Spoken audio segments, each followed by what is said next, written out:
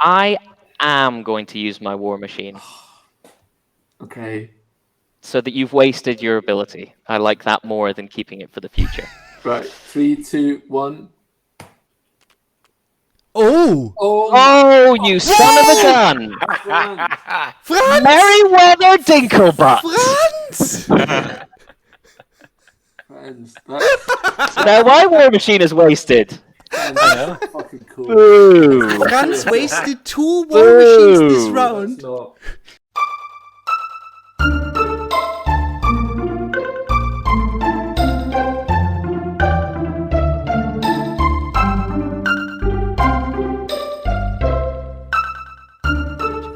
Yeah, I think it's good now. So, I think it's good now. Looks Let's good. do this. Yep. And I have to invite you, Franz, right? Yeah. Yes, please. Yes. I have been invited to a game. Very good. Connecting. Fab. Okay, where do I want to sit? Somewhere? Well, What? Yeah, so Franz, the first thing we have to choose. So first, now. Wait. Yeah. Connection issues. Okay. Okay, I think it just needed me to load the game, and now it looks good. This is beautiful. Isn't it? thank you. So it's all very prototypey at the moment. Some of the final artwork is like the front cover of the rulebook or the cards, although the cards will all have different artwork on them, whereas at the moment each faction just has their own unique drawing. Okay. But like this card, that roughly looks how the final artwork will look like, and the colors and the UI. And then this map is the sketch of the map that is being drawn as we speak. In fact, Okay. it's being drawn over there at the moment. So it's a big interconnected world, as you see, and it sort of goes from the castle and the wilderness at the top all the way down to the necropolis at the bottom. Ooh, you So this will be really updated it. pretty and not just a sketch. It's the I like the outlines. sketches already. Oh, thank you. And the back is going to be like a Kickstarter exclusive playmat. We're still not sure about how mad we want to go, but yes, it will be a big board. So Okay. that will roughly encompass like the area, the main central area that you see here. Kind of this. All right. And the cards will be big, fancy tarot-sized cards. Nice. I really like the UI. Great, Andrew will be happy. Or you are Yes. happy. Really tell him that, because Okay. like that's my focus. I'm the designer in this team. Well, that's very kind of you. Yes. I think He's it's worked clean, really hard. you know. Mhm. It looks clean, modern, and still somehow fits that topic, Great. which is, I hope, exactly what your designer is going for. So happy with that. Yeah, absolutely. Yeah, it's really nice. And it's actually something that is really way too rare in games. It's a fitting typography. Oh, great. Oh, I'm so happy. Yes. Thank you. Yes. You know what I mean? Yeah. Well, Mostly it's like, okay, it's medieval. Okay, in some it sure. must be so that you cannot read it, Mhm. or it has to be plain ugly. But No. this works. It really works. I'm so happy you think that. It was absolutely. We really wanted to go with a clean UI style because the artwork is so maximalist, right? There's Yeah, so absolutely. much That's inline. perfect. That is really. You managed to do that. Great. Oh, that's so exciting. Thank you. It was something that was worked really, really hard on. You can but see that. Yeah. weirdly enough, it kind of our first thoughts of it were generally what we went with after testing out a bunch of stuff, after going, oh, maybe this could be better. And we tended to come back to this styling because Andrew really knows what he's doing. Yeah. Obviously he does. Yeah. Is he like? Did he study or have a Ausbildung in it? Yes. So he works in the visual arts. He now teaches. He does a lot of like teaches a lot of like 3D work to students. Okay. But he's a great designer, and like because he was, and it sounds like you are as well. I love the model of having the artists or art team involved in the project from the off, because then you're making decisions in tandem with each other, and I think that's really exciting. I think that's when you can arrive across really good solutions, rather than if you get a freelancer in, you might only have their time for several weeks. And in that time, there might be iterations going on within the game itself, and it might fluctuate, and you just end up with something that isn't kind of built with the game in mind always.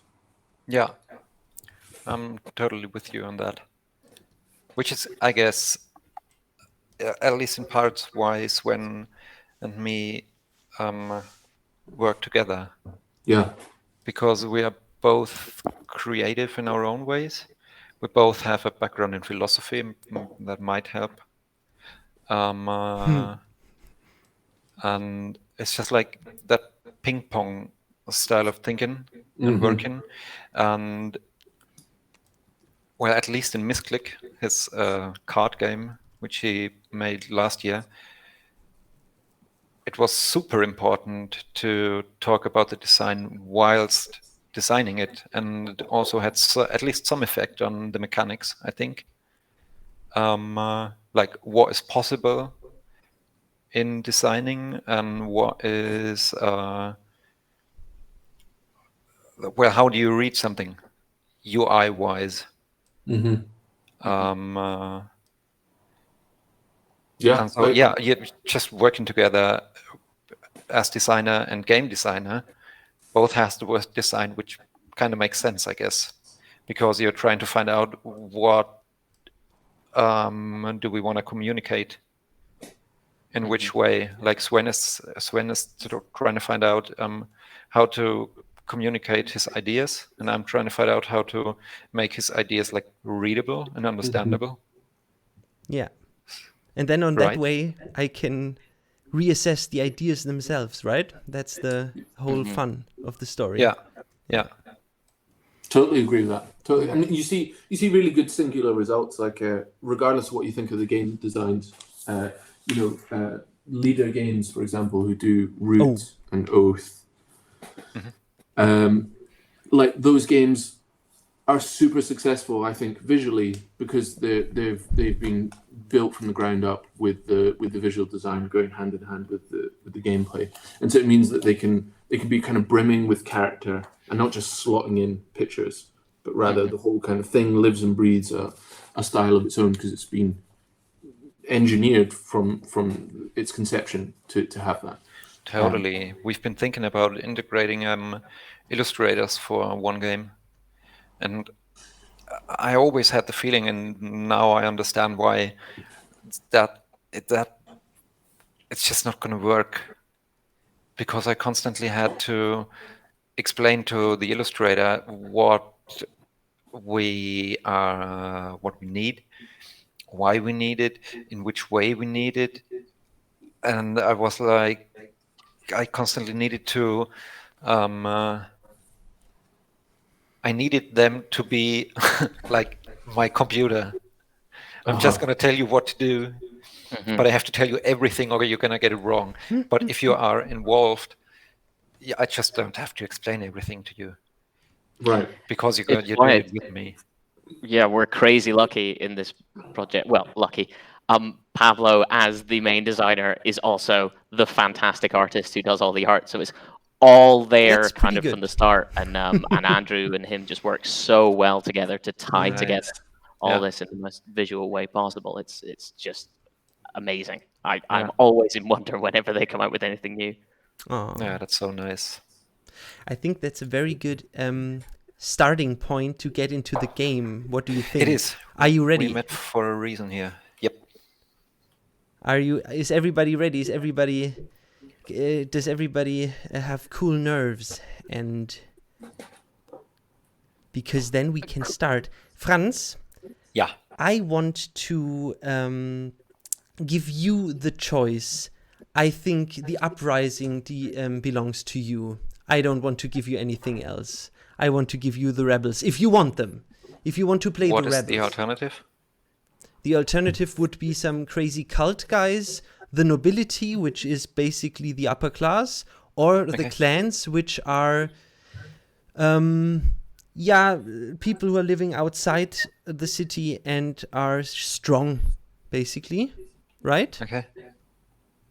Yes, that's exactly right. So you've got the Gathering in purple, and they are a kind of people from the woodland who have fallen under the spell of a kind of malevolent force. Then there's the Uprising, who are concerned with taking down the existing structural power. There's the Nobility, who are the canonical baddies of the story, and they're the ones who are kind of the line of succession would fall to them. And then there's the clans, who are different clans and peoples from mountains, from steppes, from the sea, who have all come together and have decided to form a big united federation of psychopaths who flatten the landscape. Okay, I'm torn between Uprising and Nobility. Gosh, the exact opposites. Yes. The Yes. People's Rebellion or the old aristocracy. Or the Empire. Yeah. Because that's just So to help you make your decision, just kind of how they play, the Uprising is kind of about having information as well as a bit of a risk-reward thing. They kind of throw things out, trying their best to work things. And the Nobility are kind of all about fortification. They kind of like take a base and working in the court. They kind of take a little aristocracy base and then try and wall up and be as strong as possible. Okay. Yeah, so like spies or like turtling. Get it. I'm gonna go for Nobility. Wow, I didn't expect that, Franz. I know you didn't, which Big is move. part of why I chose them. Because you want to be unexpectable, which is Yeah, a very good because trait I'm to have in already. this game. Well, yeah, Uprising is naturally like more close to my heart. Yep. But I just moved into a huge house because my grandma died, and this quite fits a race to inherit all that was theirs. So I felt that. Nice, Franz, claiming your rightful. He's role playing. I love it. Yes. Right. So I feel bad, but that's just the way it is now. You feel bad, but it's at least you got a house out of it, so that it's not that bad, right? Yeah. Nice. Yeah, kind of the background story to all that thing is for like the last 15 years, I've sworn to my friends and myself that I'm never gonna move into a house, and I'm gonna stay in a shared flat forever, and I'm gonna be the last one to move out until I'm gonna wait until all of the others have moved out and made a family and all that's grown-up stuff.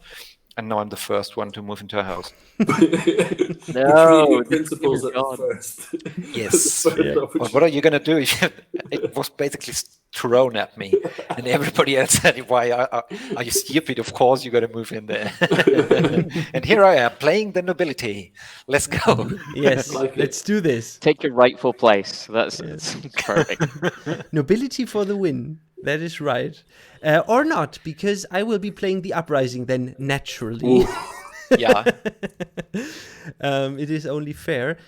But, okay. And so you can choose. Pablo, which one will you choose? Or do you want to choose first? Dougal, you pick. I will go. I'll go the Gathering, I think. Just because they're fun and a bit weird, and that suits me to a T. Nice. So then, Pablo, there is no choice left. You are the clans. They're my favorite, anyway. They're not actually. The Uprising are my favorite. But The clan's definitely second best. I like their heir. Nice. Yeah. Cool. Perfect. So now that we all know where we belong to, we can start learning the game. And this is how we do it. I've learned the game already 2 days ago, and now I will teach it to you, Franz. Yeah. And then in the process, our developer friends, Pablo and Dougal, can see where I have problems with, and then we maybe can even think about why I have problems with that. Some concepts or so. So everything is about game development in this talk. Yeah. But okay, let's start. Are you ready, Franz? Yep. Great. So, we are playing The Old King's Crown. It is a game about winning the throne because the king, believe it or not, is gone. Some say he's dead. I think he's just on a vacation and forgot to tell anybody. It doesn't matter, really. He's gone and the throne is up for grabs. Yes, he disappeared. The throne is up for grabs. It is a power vacuum. And we are the factions that try to fill this power vacuum, either by taking it for ourselves or, in my case, by abolishing monarchy altogether. So, you, of course, want to keep it exactly as it is, but with yourself on the throne, naturally. So, the way we do this is we send our our friends here in this deck of 17 cards. If you see these cards, these are cards that have numbers on them from 1 through 11. These are the powers of our friends, of our folks, of the people who are fighting with us. We are represented in this 10 card. The 10 card we always have on our hand. Mm-hmm. And this 10 card, that is us, and then we have all these different allies. And the way we play the game is every turn, everybody will play one card in this row, in the upper region, one card in the middle region, and one card in the lower region. And everybody will do that in a hidden way. Yeah, you hide your decision, of course. So, and then basically everything that happens is we flip our cards and see who won this region. The highest number wins, and then the highest number can choose what to do here. And when they choose what to do here, you see these little gain symbols. Everywhere you can gain influence points. Mm-hmm. These influence points we want. This is the victory points. If we have 15 of them, if somebody has 15 of them, the game ends, and this person who has 15 is the winner. So that's what we want. So let's go through the regions. In the castle, if you win you can decide to go. He can now Pablo has the 10, he can decide to go to the castle where he gets 1 influence. And additionally, if you have revealed or in your hand a card with a banner, like this one, he can choose to put a banner card in the court. The court is cool because every time at the start of each round, like in spring, the turn order is spring, summer, autumn, winter. Every time at the start of round, you get 1 additional influence if you are ruling the court. And the cool thing is, if you send one of your banner people into the court, then he's gone from your deck, and you don't have to deal with him anymore. Or you lose him. The way you want to see it is your choice, like if you think that's a good or a bad thing. So, the wilderness, you also gain 1 influence, and you can move one of your revealed cards to the site of power.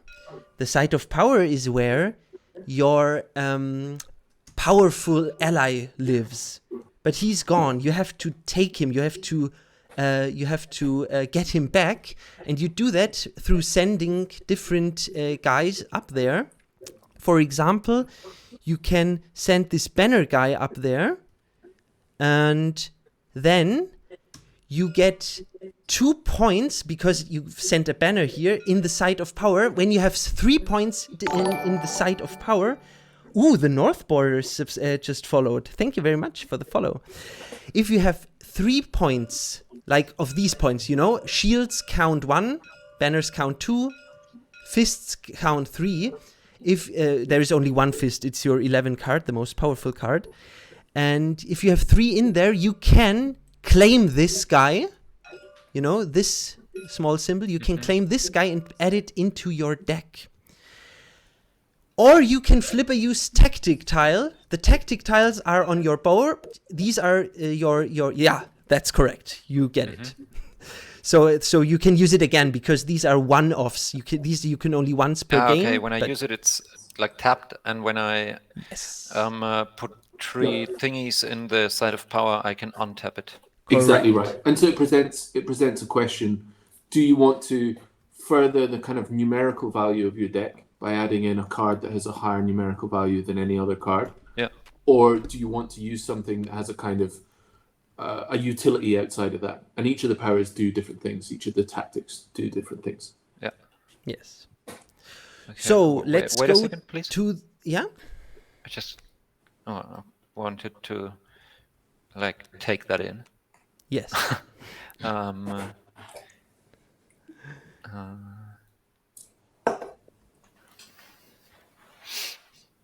Yeah, okay, got it. So Franz, I would suggest the next row, you explain to me what happens, and we look if you can deduct it from the symbols on the mat. Okay, reverse engineering it. Yes. In a way. Yeah. Okay, well, that's obvious. Yeah. It's just a harvest field. Gives you influence. Mm-hmm. In the battlefield, depending on how many players we are, remove from one. Okay. Yeah. Nice. Okay, so we are 4 players, so I can remove 2 influence from one opponent and put it back into the bag.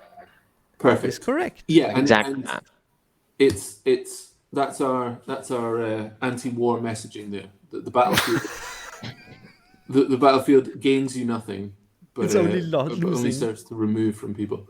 And then, for example, in this case, that 4 would win, right? Since it's the highest card. So the like the wood hippies. Yeah, I've won in both locations so far. So without meaning to, I'm doing pretty well. Well done, Pablo. Well played. Did we all... It's about as good as I'll play the whole game. Is it gonna be? It's not gonna be random, right? We're gonna have these cards on our hands and choose. Yes. Yes, You you are always gonna have 5 cards on your hand, and you choose these. Yeah. 1 out of 5. 1 out of 5. And Okay. then something I will explain later, but we will first cover this. Yeah. Yeah, okay. Shrine. In the winter phase, you may, instead of discarding your revealed card, place all revealed cards except for king cards in any order face down on the bottom. Place all of my revealed cards? Correct. Okay. You might want to add that in because it's going to lead to discussions. All your revealed cards. Yeah, right. Yeah. Mm-hmm. Because I was like, okay, I can take all the cards of the other players. Of course I can't, because they are obviously meant to be in your respective decks. But Sure. Yeah. Enshrine. No, that's good. Mm-hmm.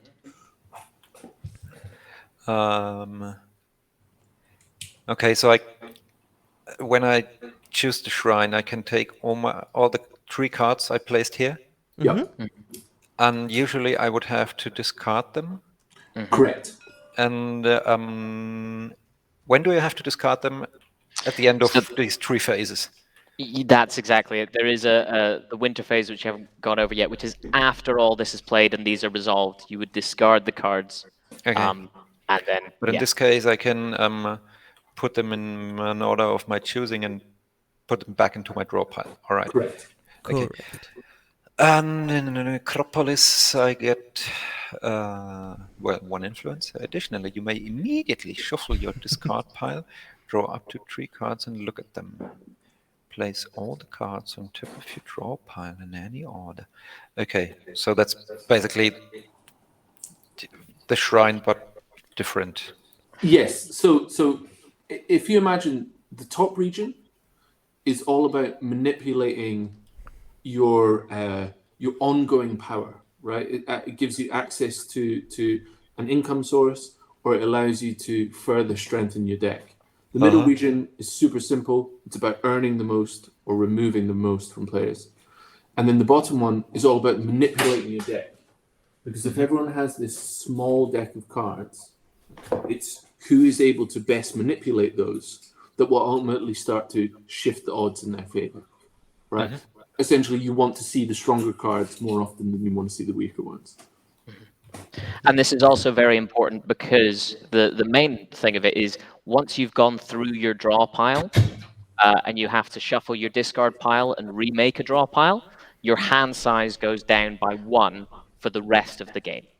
So you're going to start with 5 cards, but if you go through your entire draw pile, you're only going to have 4 cards to choose from then on. So it's quite a big thing to try and keep your deck a certain size at least. Okay.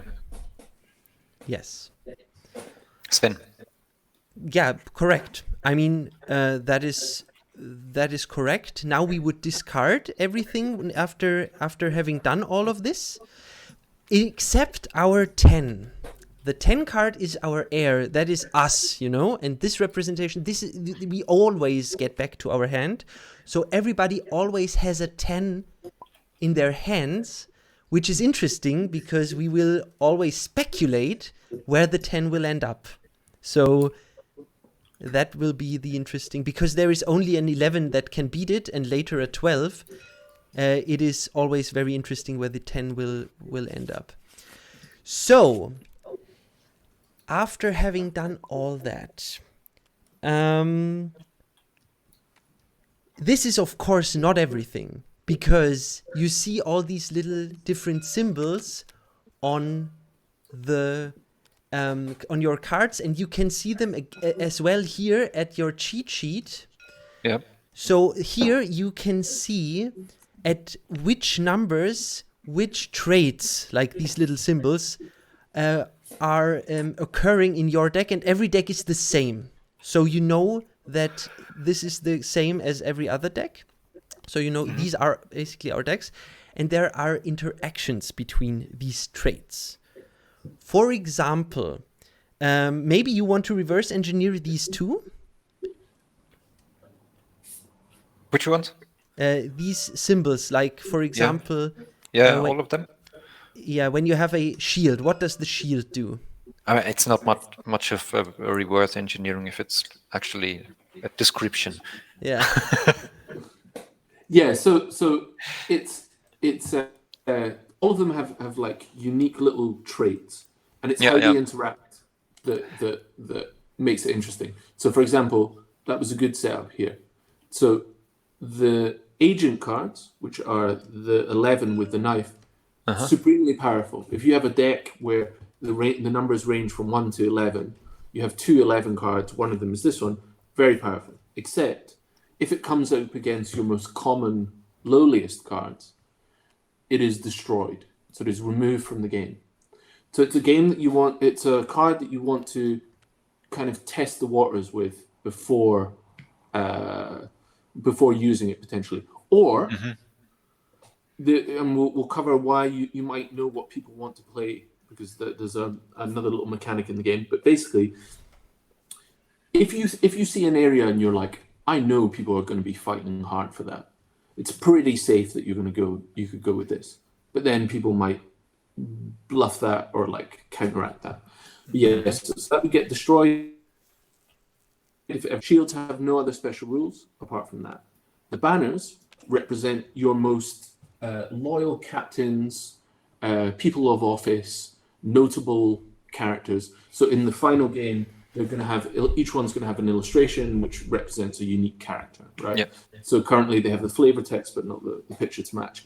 And their special rule is that they're the ones who can go into the court because they are of high office. They're the ones who can sort of. They are the only ones. They are the only ones, exactly. Like here in the castle, yeah. Then there is. Yeah, it says it there. Yeah, it says it. Okay.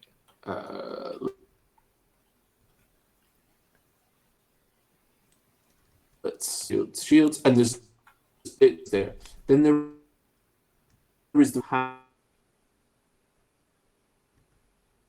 Oh, Pablo? Pablo, you are Nope. bugging We lost out. Pablo. Your connection is getting weak. I'll take over here Yes. and explain here. So we have the Ruse Card, which is very important. This basically allows you to, when it's flipped over and revealed, it allows you to see what everyone else has played. And then it gives you the opportunity to then play another card into the class. So you can see, for example, if you wanted to play your 11, but you weren't sure, you could play your Ruse, see if anyone's played a shield, and if no one has, you could throw your 11 in there. Or you could choose the other option on that Ruse card, which is you could retreat. And if you retreat, it just means you don't get involved in that clash. So it's kind of keeping a card from having to go in there, so your deck can stay a bit larger. And it just means that you don't have to waste anything that would maybe be a good card for a different place. Yes. And there's another couple of big ones. The 5 is a War Machine card. This can be played just as a normal 5, as part of playing in any region. Or if you do keep it in your hand until the winter phase, so the very end of the turn, when you're discarding the cards that you played, what you can do is choose to deploy your War Machine. And this means you can put it up into one of the regions you would choose, and you would place it in, and people would know that you have a possibility of adding the strength of that card to a future clash.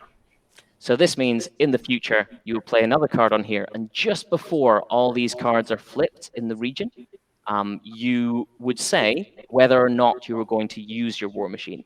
If you did, it would add its number 5 strength to that total, and therefore give you a higher total. But if you chose not to use it, then it would stay there. It wouldn't be discarded at the end of the turn, but it wouldn't add its total. But it's a kind of nice little threat that you can have up there. Maybe people are thinking, well, you've got that extra 5. I'm not going to play anything high against it. And then you can get away with playing a lower card and keeping that War Machine there for a future turn. But because everyone has a War Machine, sometimes they last a bit longer and things get a bit scarier because 5 is quite a huge amount to add to your strength. The only other really main card that is different for every single faction is the Decree card, which is a particular special rule card that every faction has. And they're all different for all the factions, very, very specifically. You can have a quick read through. There's a little description above each faction, just on that cheat sheet, which has the actual text from the card right in the center of it there. Yes. But they are focused towards the faction strengths. Yeah, exactly. They embody what it is that faction's trying to achieve. Okay. Okay. Ooh. Tips and strategies. So we should go through them once, right? Because that we know Yeah, I what guess. we are dealing with. Wait a second, please. Well, who's my herald? So that is the one rule we haven't really gone over yet. Okay. Before you place your cards, in turn order, you would choose to take this little token that's above, your herald token. Now, Okay. we are, in the physical version of the game, going to have actual specialized miniatures for these.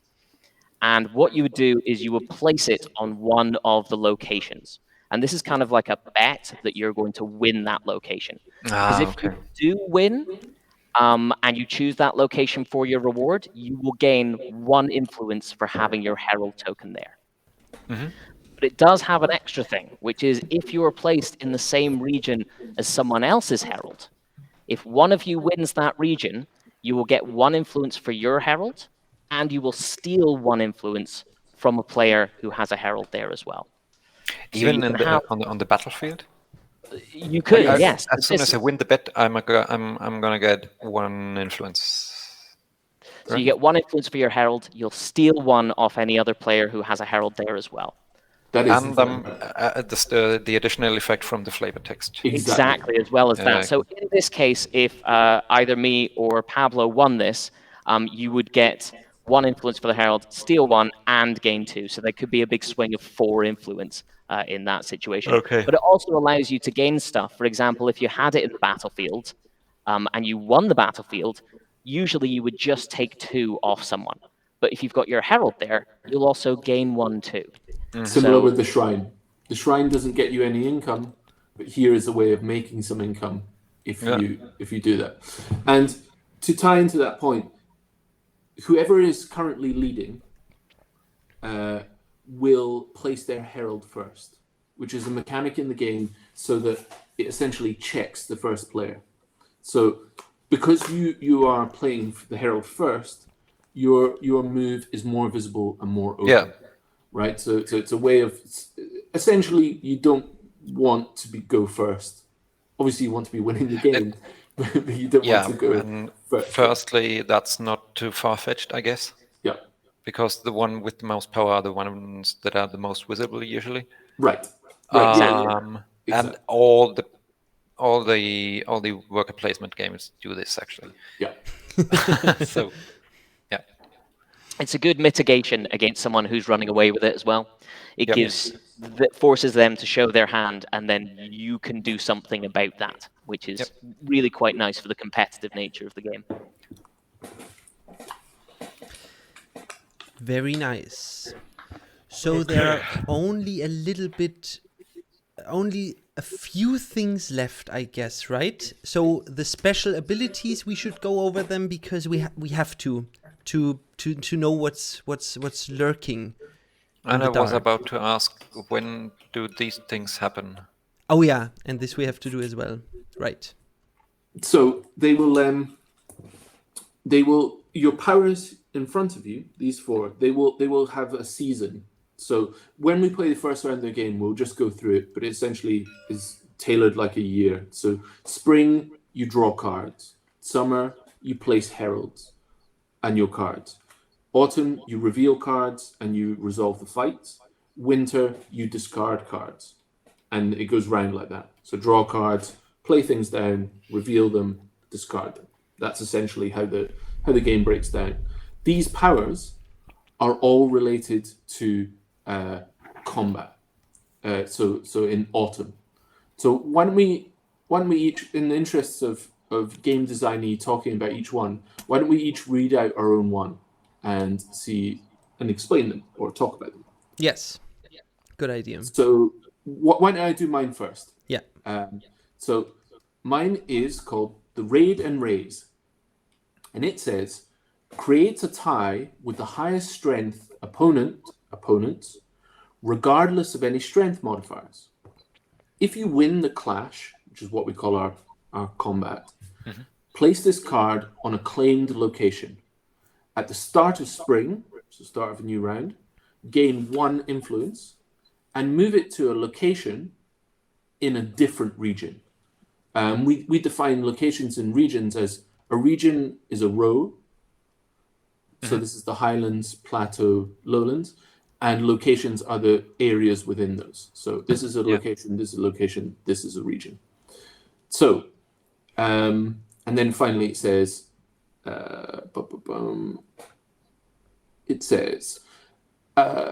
no one may place the heralds or claim rewards if this card is at a location. Remove to the discard pile when you lose or retreat from a region that contains this card. So, this card matches the strength of the highest card or the highest value that you're fighting against. So let's say someone has put down their heir card, which is worth 10, and they also have a war machine that they also put in an earlier round. They would have a strength of 15. Well, this card just instantly matches it. If I win the resulting tie, because whenever there's a tie, you place down more cards. I was about to ask that. How can I win a tie? Right, exactly. A tie means a new clash is created.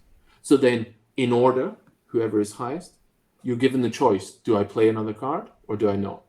If I play another card, then I play it face down, and then whoever else is tied will also play a card face down if they want to. Then they're all revealed, and we resolve that fight. So this card, if I was to win that tie, then sits on the board. At the start of every spring, I gain an influence, and then it has to move because it's a raiding party. It's moving around the map. So it's raised that area, and now it's going over here.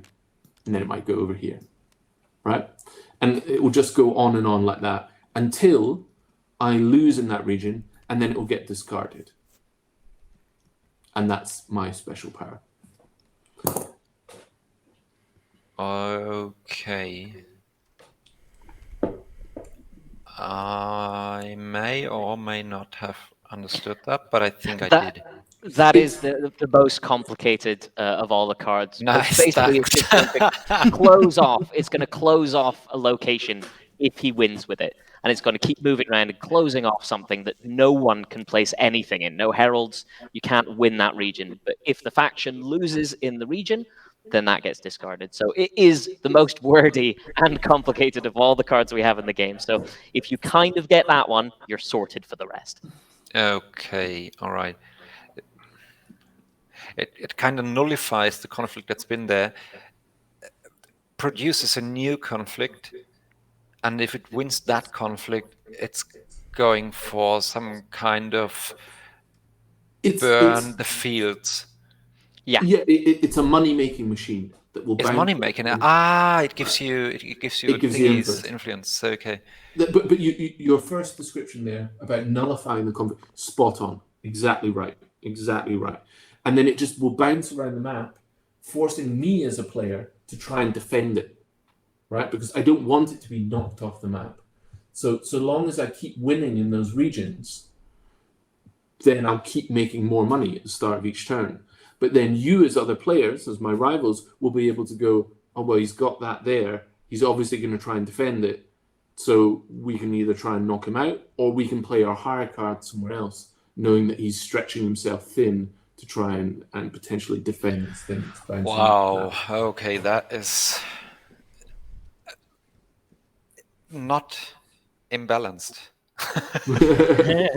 Like it seems imbalanced at first, but then it really is not. Powerful. Just you wait till you see some of the other cards. Your card is horrible. It's the best card in the game. It's horrible. It's horrific and fantastic. It's probably the best one to go for next because it actually makes as much, or it kind of leads on very well from the previous. Okay, I'm going to read through it. I'm going to try to understand it. When revealed and like this is a card like all the other cards. I'm going to play it out of my hand next to one of the locations, right? Yep. Exactly. And you flip it over. And I flip it over, and then stuff happens. Before any other cards are resolved, immediately resolve the clash as an unalterable tie. Okay, first question: what happens if this is next to the race card? So because this happens first. Okay, so the race card has lost. Yeah, exactly. It negates everything. It negates anything else, even the race card. Yep. Shuts it down. But no one wins. It does create an unalterable tie, so not even the person playing it will win anything for it. Okay. Place this card on a location in the current region, so either left or right in that region. Next time you lose in this region, and an opponent claims the location, the gilded wall is on the this card. Next time I lose. Okay, I have to imagine it. This is like placed in the battlefield. I produce this unalterable tie in the plateau. I place it on the battlefield. And the next time I lose in the plateau, and an opponent claims the battlefield, instead of gaining any location rewards, they instead remove the wall to my discard pile. Okay. The gilded wall. I produce a tie. And then I place a powerful wall onto this location. And if you want to remove that wall, you have to accept that you don't get anything from that location. Spot on. Yes, Spot on. but you can still win in that location. perfectly fine. So that's the difference between the raid and raise, where no one can play anything, including the person who's played it, and the wall, where you're like, this is mine now. You can't have it. But I can have it, right? It's horrible. Okay. Okay. You have to make me lose that region, and then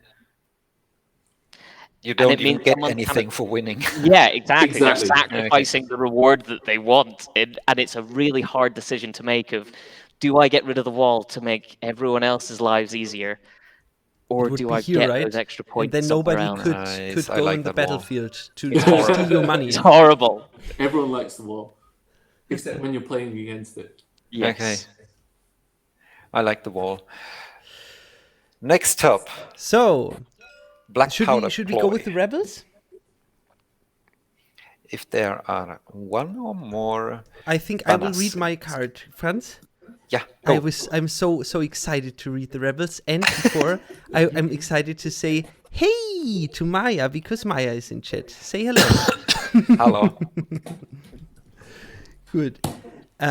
We have a black powder ploy, and if there are one or more banner cards in this clash, remove them to the lost pile and resolve as a win in your favor. However, if there are no banners in the clash, then ploy is foiled. This card has no effect and is placed on your discard pile. So it is basically a card that says fuck nobility, fuck everybody who is in any kind of place of power. If you are there, your bureaucrats are in power. If there is a bureaucrat in there, you will be going down. But if there isn't a bureaucrat in there, you can't do anything because you don't have anything to rebel against and you go home. Right? Exactly. Yeah. Exactly. It's a big risk, but it can be well played, particularly using a ruse card. Yeah. Look at those cats on the card, Noise Trade says. Oh yeah, the cats are really, really great. And then we have the Gathering, my faction here. Wait. Oh, yeah. Where is this? Excuse me. What? The lost pile is like the stuff in the lost pile is actually lost. Is gone forever. And there's a number of cards. The game is pretty non-destructive. So for the most part, cards stay with you. They'll be going from your discard into your draw pile, and you'll be trying to balance that. But anything in the lost pile is gone. For example, do you remember the knife card, the 11? It's like super powerful, but if it comes up against a shield, it goes to the lost pile. Okay. I.e., that resource is now gone from your arsenal. Okay. And there is one other step that we didn't quite go over, which is in the start of the winter phase. So just before you're discarding all your cards, you can choose to retire a played card. So it means you can take one of your cards you played and put it into the lost pile. So this it gives you a good reason sometimes to play, for example, a number 1 or a 2, because at the end of the turn, you can put it in the lost pile, which just cleans your deck up and makes it more likely for you to have higher numbered cards for the rest of the game. Okay, yeah. Like in Gwent, when you get better cards, you just take them out of your deck. And in this case, you do it live. Exactly that. Okay, like in any card deck building game. Yes, but only one per turn. Yeah. It's an interesting choice always whether to do it. And then yes, we have the Gathering. My faction has ritual sacrifices, so this one's a bit different. This card has a strength of 0, and if at the end of the autumn phase, so once we've all revealed all our cards, I have lost in all regions, I get to steal 1 influence from a single opponent, and then I can add a card from my hand or one that I've revealed this round and put it straight in the site of power, which you would usually have to win the wilderness for. So it means that I'm more likely to get my 12 card out or possibly flip one of my tactic cards, as well as steal something off someone else for losing everything, which is quite a nice little joyous ability. Crazy. Okay. So you get influence for losing. Yeah. So, and the reason that you would want to lose in every location as the purple faction tie into your powers. So these are your tactics. Your tactics. So these sit in front of you, and although there's 4 of them, they're actually quite simple in the sense that a lot of them are kind of the same. So everybody has an ambush card. And this says, choose an opponent. Before revealing cards, so everyone simultaneously places the cards face down, right? We're placing cards face down. Before anybody has flipped over a card, you pick someone and go, I want you to change the location of this card and this card. So from this region to this region. That's ambush. Everyone has one of those. And we do that in this order. Up there to the left. Yes. If multiple... If we both played the ambush. Yes. Exactly that. School, everyone has a school, and the idea is that their martial upbringing, or how they fight, right? So the school of streets, school of storms. So for example, the uprising would add, before any cards have been revealed, they would add 2 strength to every card, giving them a kind of parity on each location, right? So they're very egalitarian that way, right? Everybody just gets the same. But the nobility, your faction, says you may add 3 strength to a revealed banner, which has the added bonus of obviously not adding as much strength, because the other one adds a total of 6, but yours adds it after the cards have been revealed. Meaning that you can make the smart decision. Oh, I'm losing, a 10 versus a 7. Well, now I can add 3 to make it a draw. Or if I've got an 8, adding 3 would give you an 11, right? And you can choose that once the cards have been revealed. I can only play it in autumn. Yes, but after they've been revealed. So autumn is when you're revealing cards, and this says after the card is revealed, or to a revealed card. But before determining winners. Exactly. So it's between step 1 and 2. Right. And step 3 only repeats 1 and 2, so it's constantly. I can do it once between step 1 and 2 in autumn. Right, and actually, that's a very good point that you bring up. Designer-wise, we've been we had a wording a wording call recently when we're going to add basically active clashes and resolved clashes, so that when we speak about something being completed and we move on to the next one, or an active one, which means that you could be able to add strength to it, for example. Really so boring wordy stuff. To active clashes. Exactly. Yeah. Because a resolved clash would be resolved, which was exactly my question when I read that. I was like, exactly. Should they be resolved as soon as they are revealed? So, okay. It's an interesting thing because there are things to do with tie breaks, for example. So if there's a tie between 2 people, that actually is a resolve clash. So if for example, 2 people had played a banner card with a strength of 9, you would think that was a tie.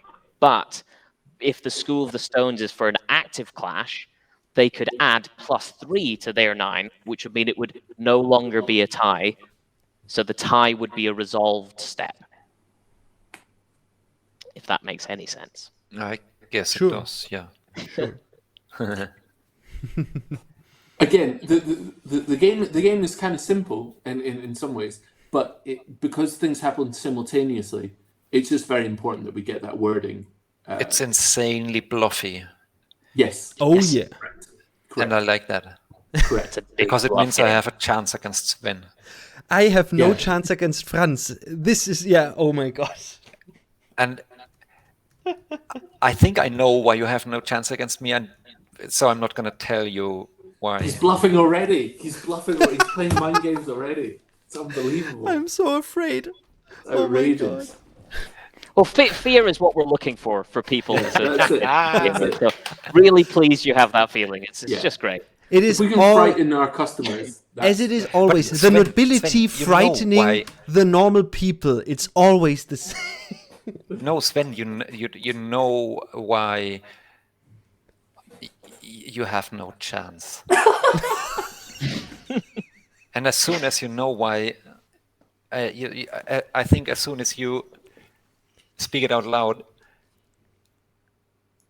that should be resolved and nullified.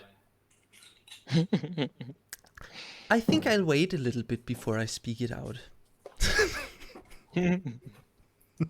All right. And I really don't think that I'm better in that. It's just, I think the problem is that not problem is not the right word.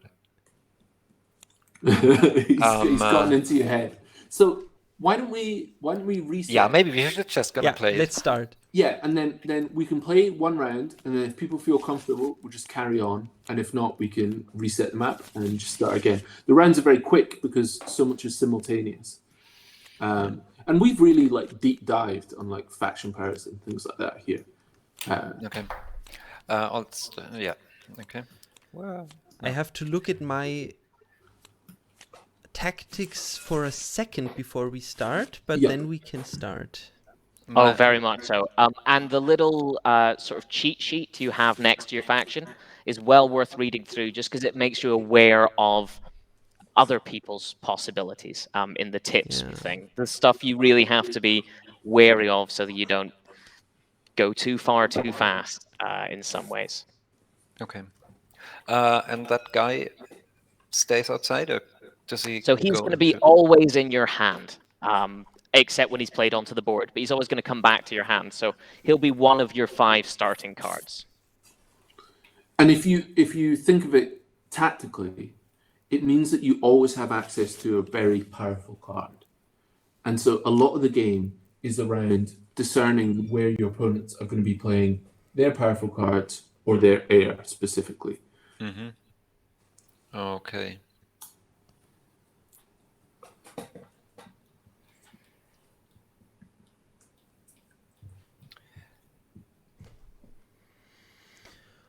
All right. All right. You'll have to excuse me for 2 minutes. I just noticed that I didn't eat a banana or chocolate or anything after climbing. And I'll have to do that, or I'm gonna fall off that chair. Little bio Alright? break is a good idea. Yeah. I need something to drink as well. Okay, so 6 to 10 minutes break, and we're gonna meet in 10 past 9 or 15 past 9. You decide. 10 past 9, is that feasible for you, Franz? Yeah. Great. It's good for me as well. Cool. Great. Yep, I'm in. Cool. So, I will get something to drink, and then I will be back and talking to the stream a little bit. So you can maybe give us some questions for the developers or for us or for anything. You can tell us to do things. You can maybe give us tips for the game. You can maybe give me uprising tips. I'm talking to the chat right now. So I will be back in a second. All right. See you in a bit.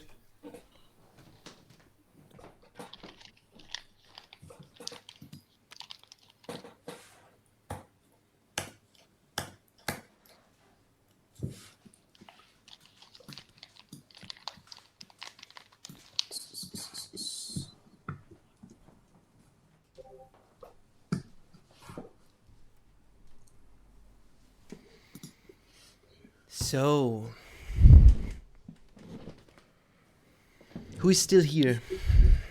I'm still here for here. now. Ah, Yes. nice. So it's interesting. It's the same situation when you taught me the game. The game Merryweather Dinklebutt just followed. I hope that's someone who's joined the stream and not just your flavor. That's that's a hilarious curse word to start saying in the world. Thank you for the follow. Nice. Merryweather Dinklebutt. I just stubbed my toe. Merryweather Dinklebutt is fantastic. It's beautiful. Is it an old people's curse, or is it just a? It's like a fantasy Fantasy Kingdom Curse, I think. Ah, Agreed. It's beautiful. I think we may have to shape that out if ever you're very annoyed by what people have played. I will try to remember, because I will be annoyed a lot of times when we play this, especially because Franz is playing as well.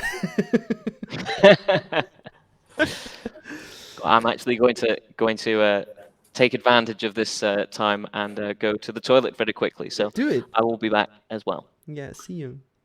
But Sven, you were right. Like it's a funny game in that, like, it's so simple, but you kind of want, in the spirit of fairness, you want to you want to explain all the different things that happen, or like different factions.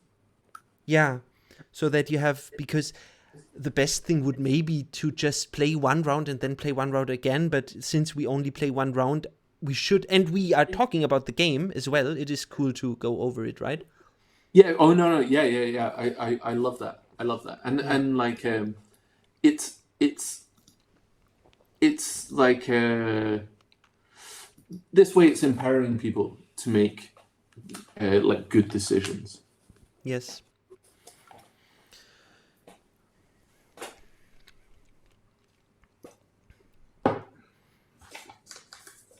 But like Franz was definitely right.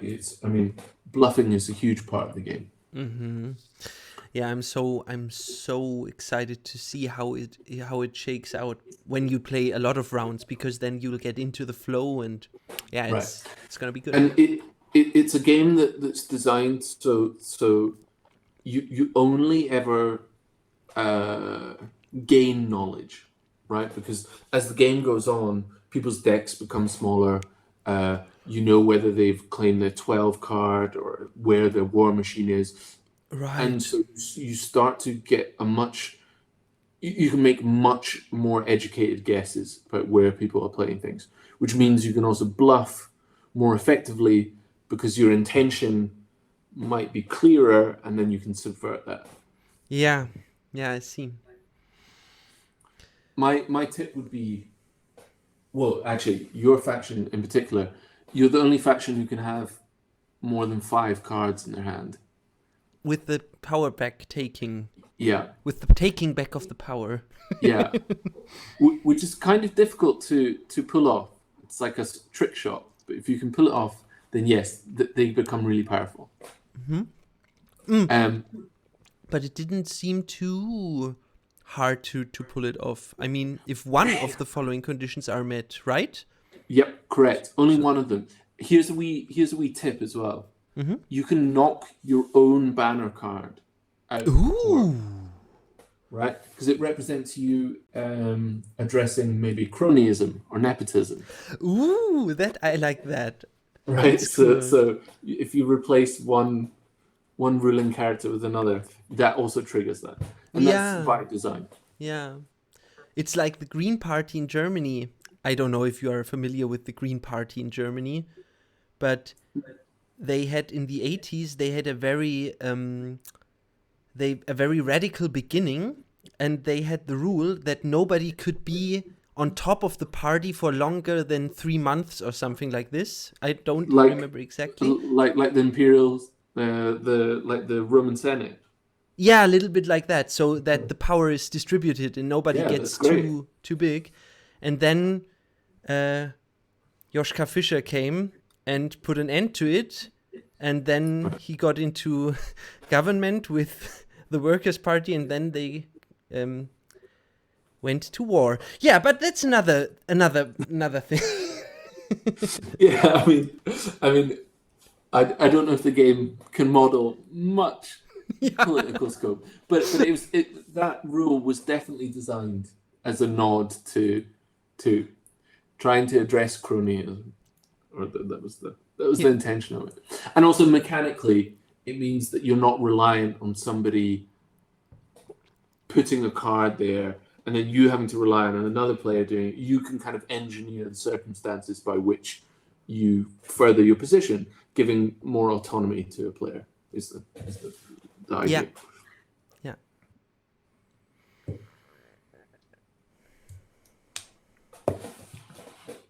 That's I'm pretty- excited. Me too. I'm not. Yeah. I feel like Merryweather Dinklebutt, so am I.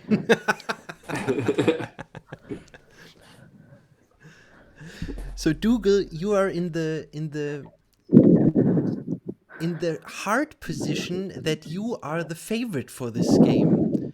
So Oh dear. I have something to prove now. Oh yeah. Because Pablo was talking day in, day out about your power and your wit in this game.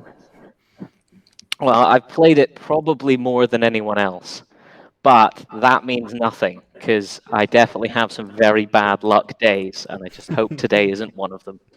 I see. So you are the one in the team who is responsible for balancing issues, or is that right? I would very much not say that I do that. I do a lot of working to make sure the balance is working well, but it's mainly Pablo who does a lot of it, and we do have quite a collaborative process with fixing the things that do feel a little bit unbalanced. So I've worked really, really hard to make sure that there is quite a lot in there, but Pablo is fantastic at these things, so No, he but definitely does it. if we're talking about like design here, design principles, I think that what Dougal is brilliant at doing is fundamentally interrogating a design decision and going, are you sure? Because I think you can fall in love with your design decisions, and I think the reason why Dougal makes such a good editor is because he questions these things. Yeah. Yes, you can't get away with putting in a new rule without me going, "Oh, are you sure that's a good idea?" It's I'm the naysayer, but it seems to have helped the game be a bit more balanced. I hope. For sure. We'll see at the end of this game if you agree. Oh yeah. If I lose, I know what to play. Yes, exactly. You can blame me. Yeah. It's not going to be the art's fault or the Yeah, main that's design of the right. game. That's for sure. Okay, so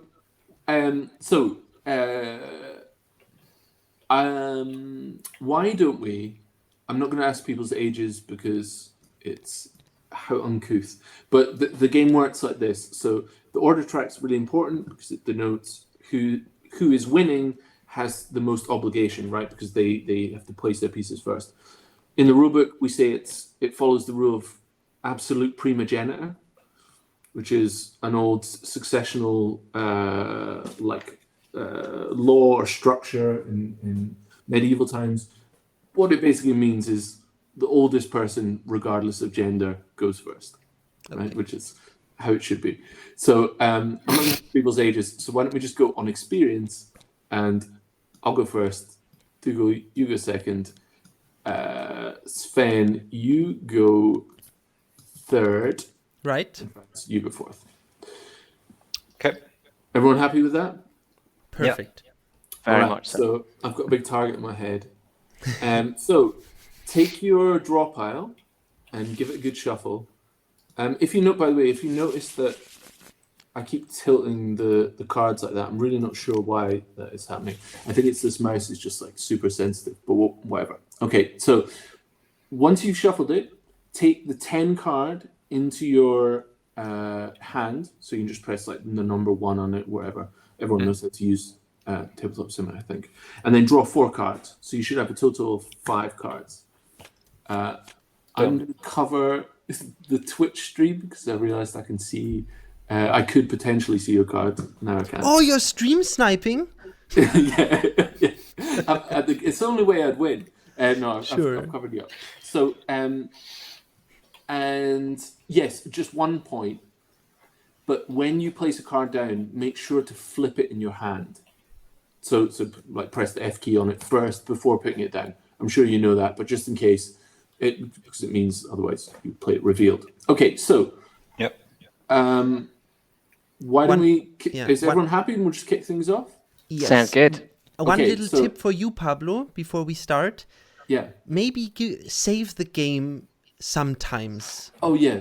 for the case of in case That is of a really good disconnection. idea. Yeah. So, King's Crown. Okay. Right, Chad. Bets on a winning faction. Right, now the bets have to come in. Yeah. I want high stakes bets, please. And I will definitely be putting in. I'm very happy to throw the game if people want to see that, just so we can make a bit of money. I'll try. I'll try. Happy to bet on you, Pablo. That's money down the drain. Okay, so we'll read it out. Turn order. Spring. Gain cards. Gain influence for cards in the court or any other tactics. Nothing. Rearrange order tokens. Nothing. So in the first round of the game, you don't do any of this stuff because it's all been established and set up. So we start in summer, and it says place heralds down on a location in order. So this is me first. So I'm looking at my hand of cards, and I'm going to... Shit. Okay, so I'm going to play in the wilderness. And as a reminder, I'll get 1 influence if I win here, and then I can send cards here to either claim this 12 card or activate any powers I've already used, any tactics. Yeah. Yeah. Right, and then, oh dear, now I have to choose. I think. What do I want to win? I'm going to choose the battlefield. So if Pablo does win, I can win there and then take some off him. Oh. I don't buy that. I think Dougal's trying to lose. So, and to be clear, the purple faction gets stronger if they lose in every place. I'll just put that as a warning for everyone. Yes, okay, I have two specific tactics that are based around losing or gaining stuff in the future. Exactly. Indomitus Rex says he's going for the gathering, purple for the win, but no pressure, Dougal. That's okay. I'll take all the pressure. I'm gonna win just for you. I'll win. All right. So then I have to take. I have to reveal my. I think I'll head for the castle first. The uprising has to go for the Bastille. Mm.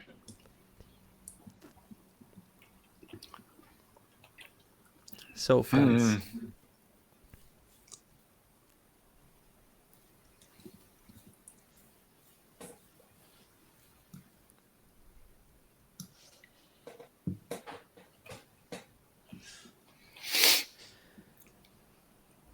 And remember, first round, you're kind of insulated from people stealing from you, probably, because it's not that much. So you can be a bit riskier in the first round, for sure. That's right. Yeah. Franz, as a tip, you will, the way the game is structured, you will cycle through your cards. So let's say you have a bad hand of cards. Now, if you did have one, you will definitely see all of the good cards. And it's about, Okay, so big fight for the castle.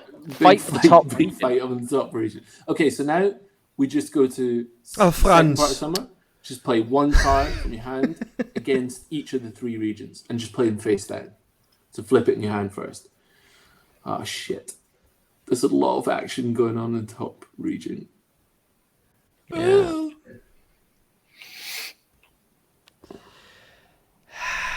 This one or this one.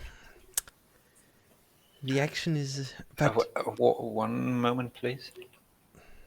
What is the order right now? So you can play cards. Everyone can just play cards simultaneously. Okay. Because we don't know what they are, right? But this is never going to work. Yes, most of the game is simultaneous. The order track is really just for if you're ever confused about who would go first in any situation. Okay. You check. It's just that I thought in the beginning that the positions of the cards had to say something. So if I want to win the castle, I have to have my card on the left. Exactly that. Yep. Yeah, no. I mean, you can play them anywhere. The reason why there's rows there is just so Yeah, exactly. So you just feel comfortable putting them in the same location. Okay. Cool. Okay, yeah. That's Yeah, much that better. makes sense I to see do what it you mean. like this. Yeah, That's a better way of doing it. feels better.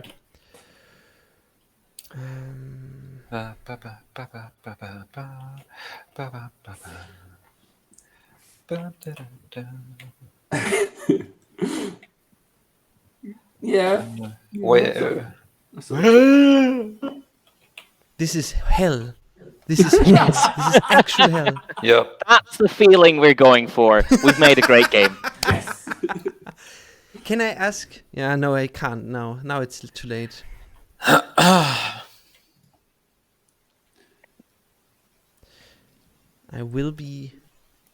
think I will be doing that.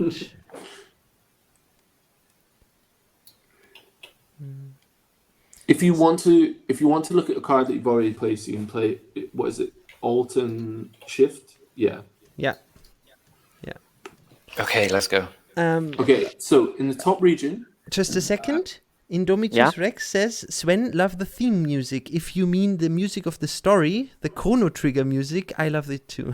So, just had to get that in there. Oh, the Chrono Trigger music is brilliant. Yeah, I am with right. you here. Yeah. Great theme for the game.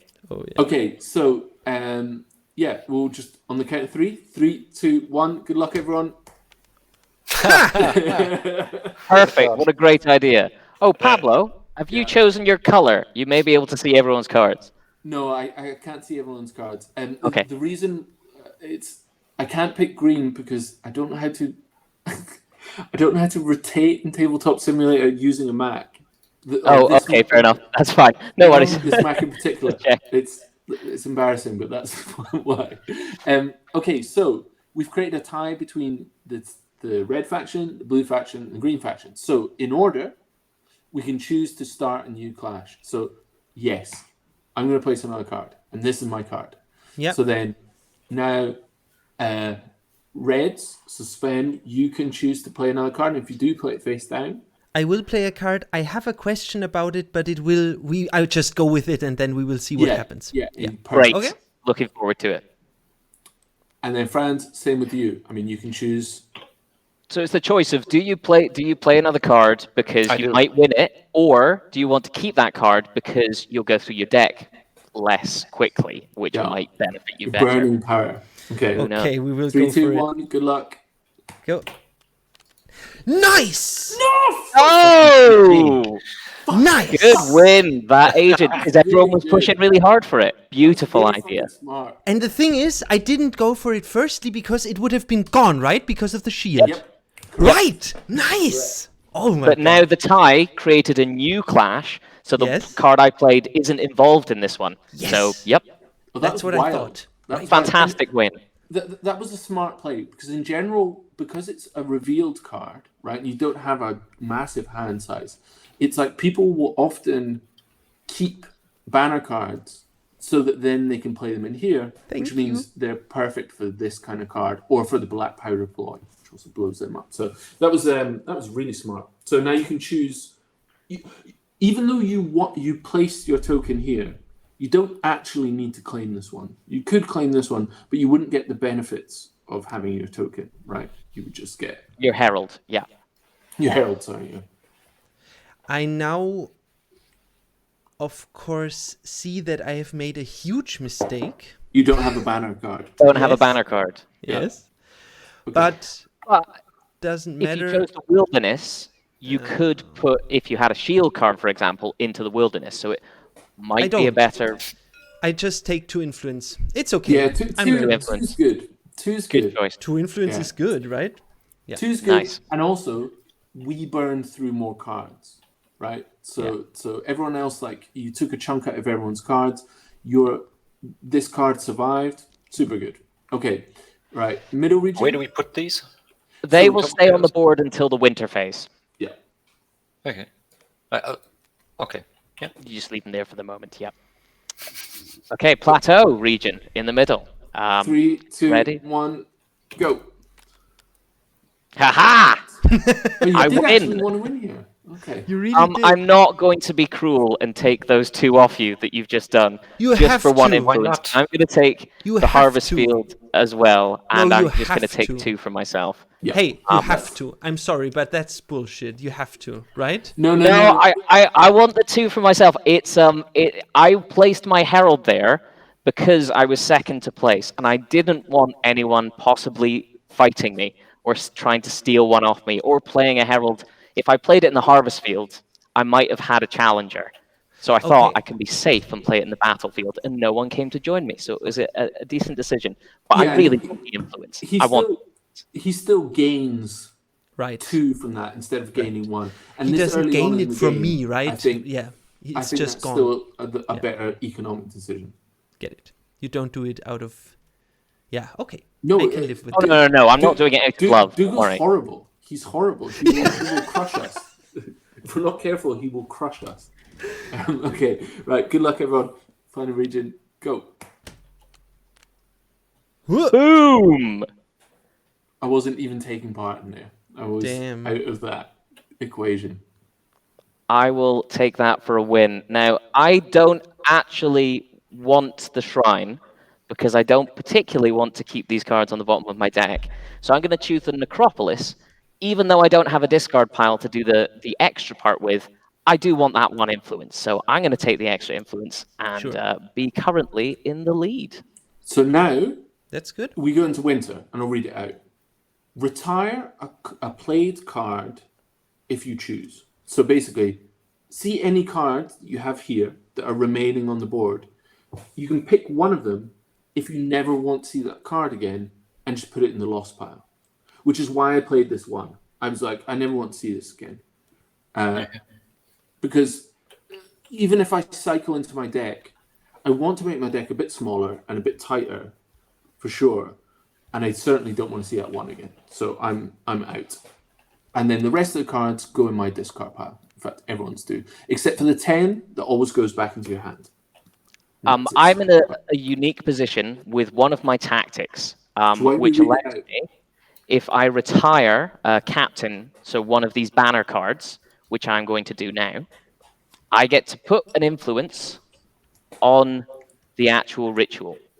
Now that means that when there's 3 banner cards in the lost pile, I get to take the influence off that ritual, give it to myself, and then take this extra 11 cards directly into my hand. So if you let me, over time, I can have another 2 11 cards in my deck.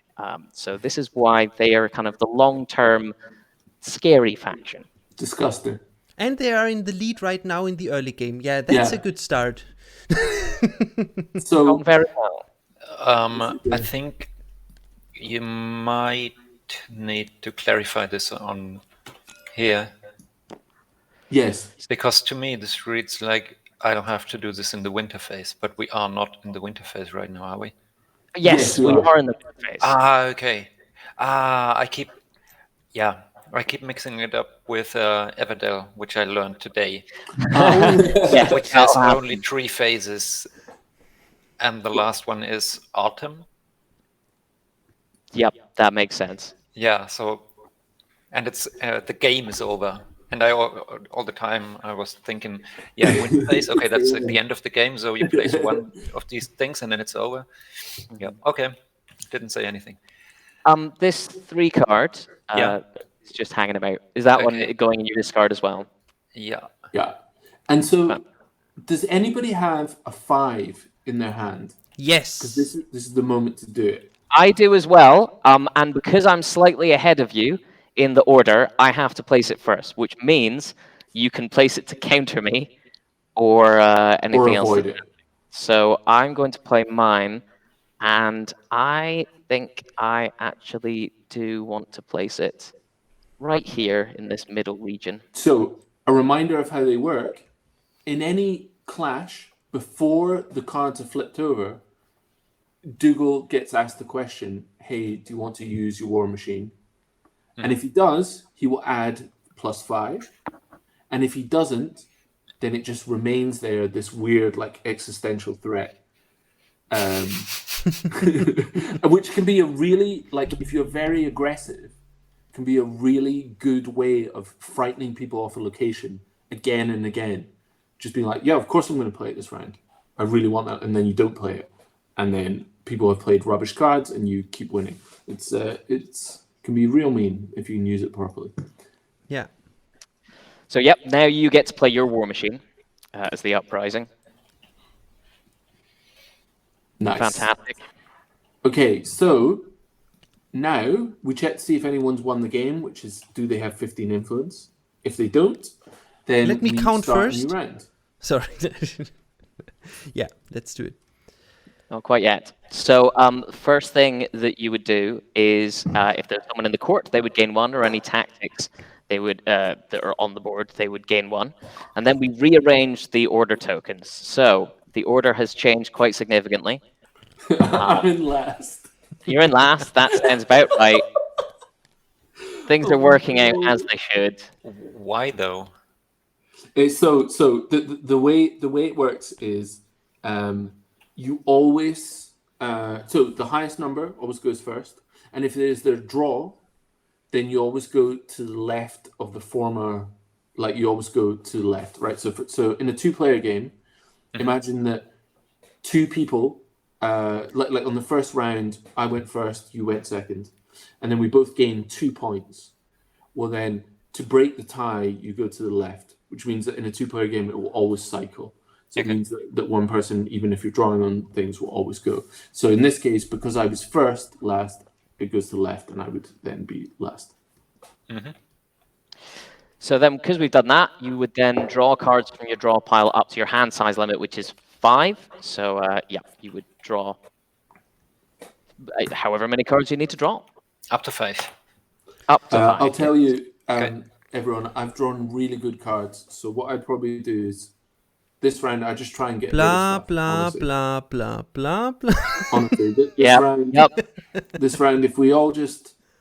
I think it's a sort of gimme for me, this round. So if you just... Even with war machines, you can use them if you want, but I don't think it would do you any good. Yeah, I sure. think Thank I you. think you're showing your hand slightly too strong there, Pablo.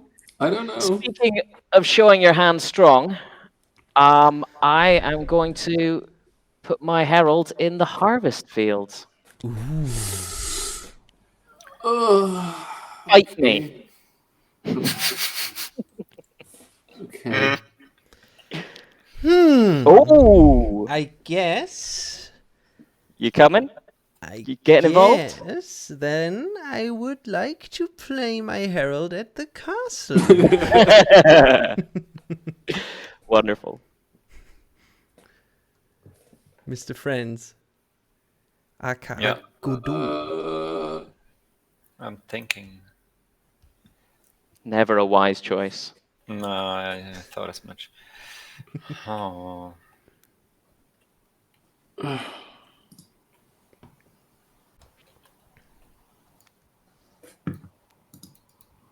Oh, herald bullshit. first before your Yeah, cards. yeah.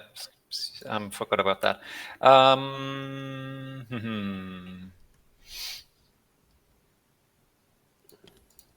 Oh, Okay.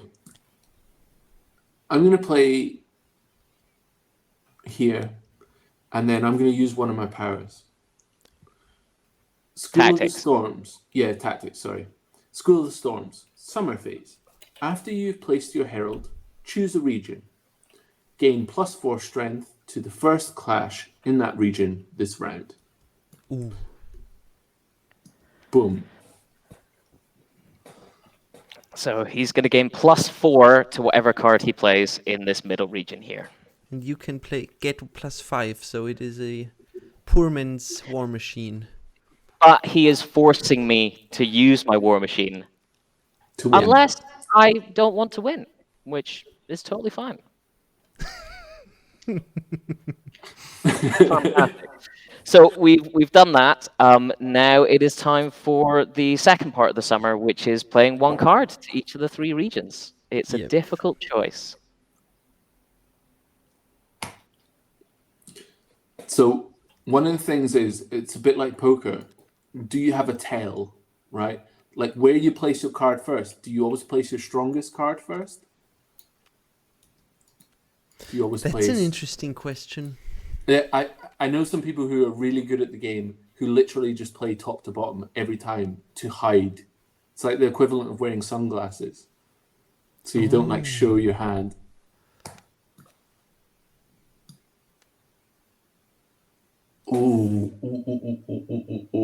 Oh, don't do that. No, I want the card back. I want to do this. You can overthink this too, right?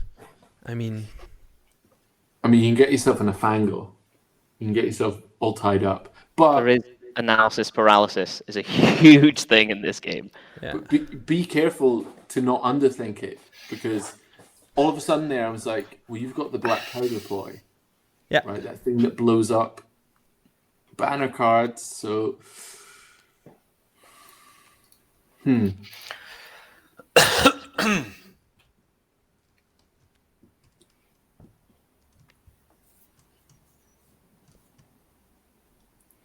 Yeah, that's good. Right. Well, Everyone happy?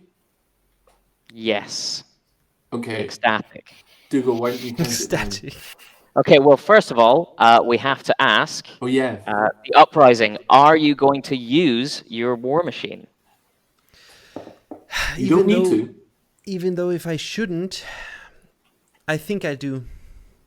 Okay, cool. You do? You're gonna Okay. add- So, 3, 2, 1, flip. Beautiful. Beautiful. This is what Franz does. The Franz Well things. played. A wonderful waste of a war machine. Love it. So, which location are you going to choose for your reward? I choose. I'll choose the castle again, and all again only for the influence, because I Cool. can't seem to get a banner. Oh, Pablo, maybe you want to save the game because you are disconnecting right now. Now we're back. Oh, gosh. Yep, we've thrown a bunch at you there. Yeah, 4 is correct. Okay, great. And that's saved. Good. Okay, well noticed. Okay, so in the middle region, Dougal, do Okay. you want to use that war machine? I am going to use my war machine Okay. so that you've wasted your ability. I like that more than keeping it for the future. Right. 3, 2, 1. Oh, Oh, Oh, you son of a gun! Franz! Merryweather Dinklebutt! Franz! friends. That's Now my war machine is wasted. fucking cool. Boo. Franz wasted 2 war machines this Boo. round. Okay, so now you have a choice to make. Where are you going to put your wall? Is it going to be in the battlefield so no one can steal except you? Or the harvest field so no one can gain lots of influence except you? I think as a good noble family, I'm going to protect these poor peasants. Right? Fantastic. A horrible, horrible idea. I love it. Evil. Okay. So Sven muss immer noch lachen. Ja, ich find's so krass. Du hast That was 2 horrible. War Machines kaputt gemacht, Franz. 2. I know. All the war machines are gone. Horrible. yeah, war machine wasted, my power completely negated, and now if we want to win here to get points, we have to first just spend a turn removing this. Whereas Franz can keep using the harvest field because he's built a big wall Hilariously, around it. if you hadn't have used the wall, me and Pablo would have tied because Yeah. he had the 11 plus 4 and I had 10 plus 5. So, but yeah, that's just excellent and horrible play. I love it. It's brilliant. Well Love played, it. really well played. Okay, Right. I was very happy when I saw it. Like, oh, nice. yeah, That looks like a lot of annoyance. Well done. you played it really well because we were pouring all our stuff into there, and you were just going, yeah, no, you just keep. Oh, you want to play a tactic? Yeah, you just do that. Good. There's a phrase which is enemy for life. I think that definitely is applicable here. Okay, so the Lowlands region we're now on. So 3, 2, 1, flip. Nice. Oh, a big one. Nice. Okay, so it's your choice, right? Do you want to win the necropolis, which would gain you back your previous cards, or do you want to put the cards you played this round to the bottom of your draw pile, remembering that the shrine doesn't get you any influence, but the necropolis would get you one. Yeah, I want to use the necropolis because I Great. want to shuffle the 2 cards that I used last turn back. Yeah. So you can just put them in any order on top of your draw pile. Yeah, it doesn't matter. Because you do that immediately before you discard these ones, right? And I we'll could give you shuffle, one influence but as well. I only have 2, so I don't have to shuffle, right? Yeah. Yeah, you Exactly. don't have to show, you don't need to do anything. Yeah, it's fine. And obviously in the physical version, this is so much easier because you can literally just grab stuff. Yeah. Okay, so And I get an influence. Yeah, I did give you one already. Should be on 5. Ah, yeah, sorry. okay, so everyone discard your cards just to your discard pile, not to the lost pile or anything. And then Retire a card if you want. yeah, get rid of a card. So again, I'm gonna get rid of this one. And I have another banner card. So I'm just going to slowly beef up that total over there. Yeah, and so what Dougal's doing there is abnormal for other factions, because why would you put a relatively strong card there? And that's because this thing says if you retire a banner card, you're sacrificing your kind of notable personalities. Why? Because you're going to summon a thing called the Eye, right? A giant malevolent force, and it's a strength 11 card, so it's super strong, and he will get that influence as well. So the gathering faction are one that you have to actively sort of keep in check, because they can get real dangerous real quick. Okay. I think Pablo's definitely lying there. You want to just leave them to do their own thing, so that they can just they won't win. They won't win. They'll be fine. That's good. I like Yeah. that. I like Just that. don't pay attention. I like that. I Okay. have some doubts. If that is it worth it to spend like 3 6 to 8 power cards Right. for 1/11? So Yes. Yes, it is. Okay. like Franz, that is a really good point. And that is the kind of, I would say that's the rub of that faction. The other way that they summon their other 11 card is by losing in all 3 regions. So if you imagine that the total influence gain that you could earn in a round, even modestly, might be 3 or 4, is it worth losing 3 or 4 points to just get 1 influence on that thing? But what happens is they can afford to have this tiny deck at the end with these super powerful cards. And so it allows them to essentially like create a micro deck of just like 5 or 6 cards, which are just ultra powerful, which is the kind of end game ambition of all factions.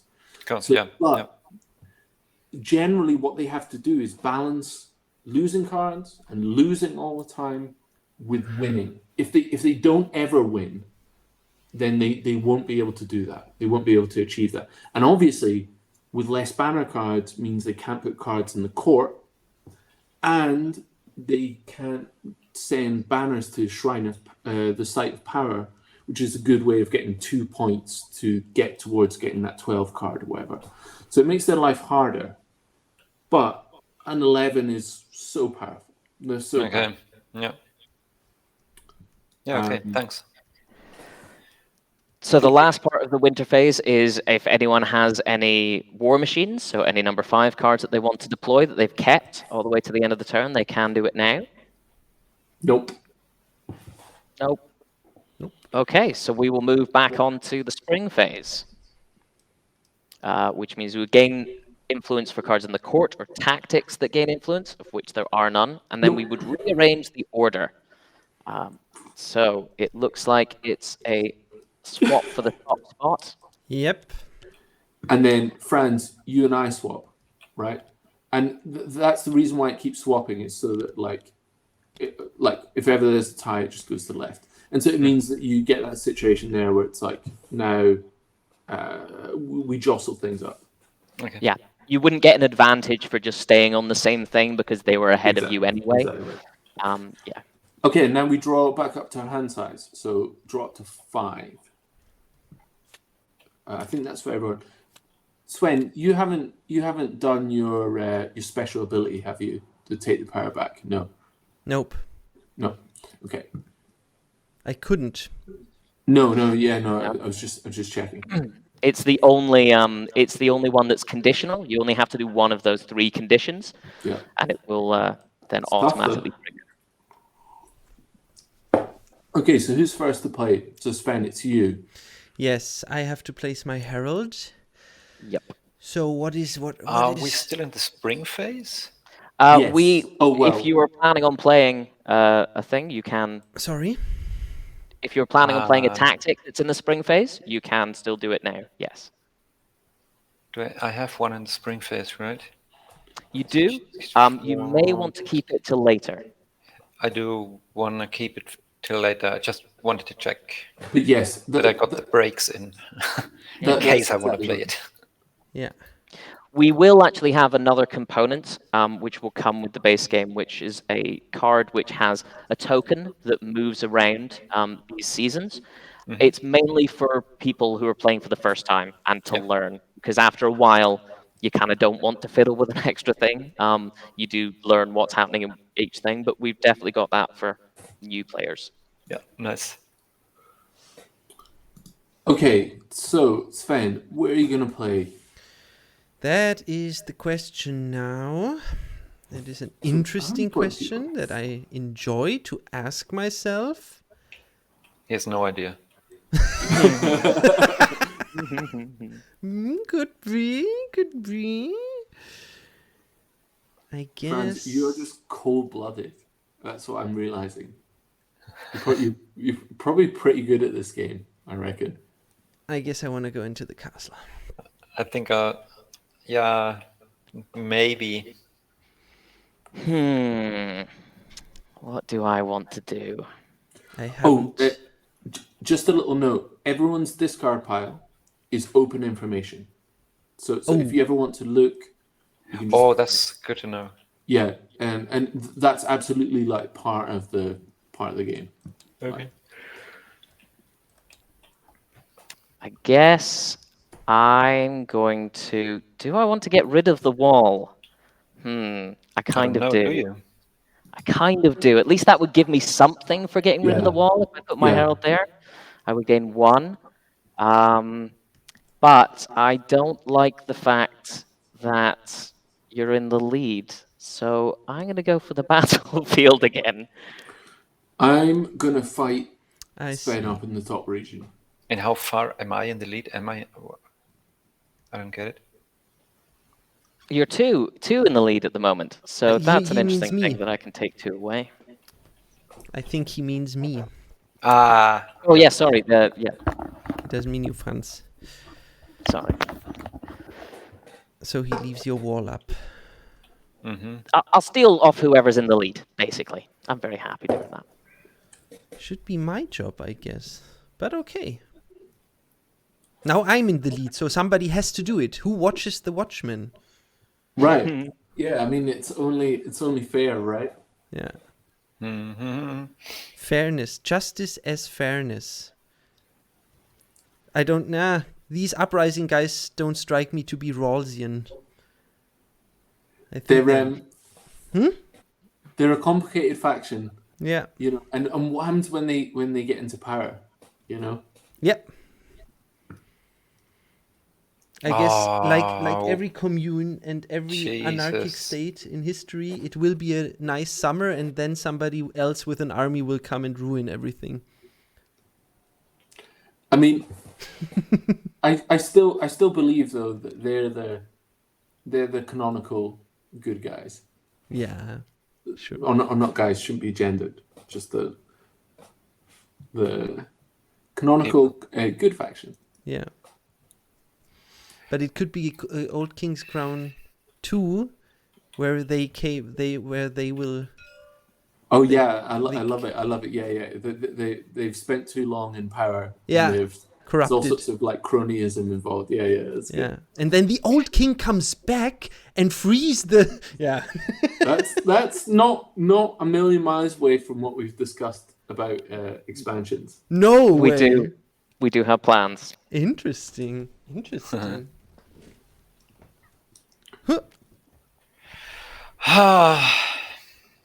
That's the sigh we want. Yeah. That's what most people get playing this game, and it's That's what we want. beautiful. The like heartbroken, I don't know what to do side. Okay. This was supposed to be a game of let's draw cards and see whose card is bigger. Yeah, exactly. That's and hey, but Sven, you hit a really good point there, which is a slight problem that we have with this game is how do we get people to realize it's not like Uno, right? It's not just because initially you look at it and you're like, oh, the highest card wins, but it's not. It doesn't really work like that. Get it. Okay, so everyone could just place their cards down. So I'm going to place my highest card first because that's my tail. So there you go. I think I will do the same. Rubbish. And then here's my other highest card in here. And then here's my my lowest card in there.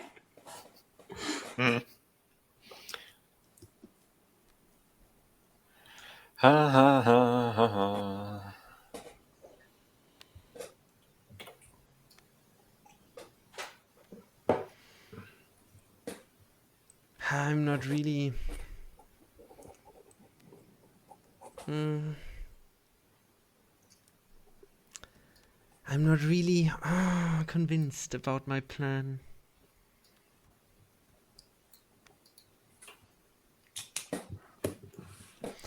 Let's try this. No, this is also bad. You're in a pressured situation, right? You're ahead, but you are safe from people stealing from you, right? Because no one is in your zone. So, hey, it's okay. All right, everyone happy-ish? I guess. Okay. Good luck, everyone. 3, 2, 1, go. Okay. Ooh.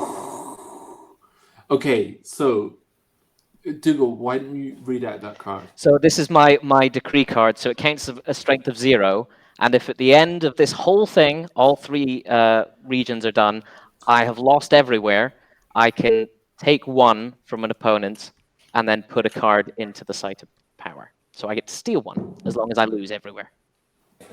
Okay. Okay, but it means that the winner is still me, right? Yeah. That's fine. So I can get an influence and another influence for my herald. That's 2. Yep. And now finally I can get my bureaucrats. Hey, 1 in the court. So now the party is founded. We had wir haben ein Gründungsmeeting gehabt. Wie heißt das? Grounding. We had the first elections. This is the guy we chose. And now let's hope that he will be reasonable. Well, and also choice-wise, perfect. The ideal card to place there is a 6 because it's the lowest of the banners. Yeah. So you a really great candidate. Nice. Right. Okay. Next one. 3, 2, 1.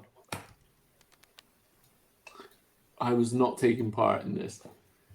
Okay, so gathering versus the nobility. With the gathering having to choose whether they want to play a card or not.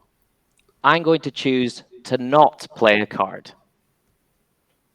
Okay. So if you chose to play a card, you're just going to win straight away. Yeah, I'll do that. Nice. I'm just gonna put it here. Perfect. Yep. Nice. Good. Cool.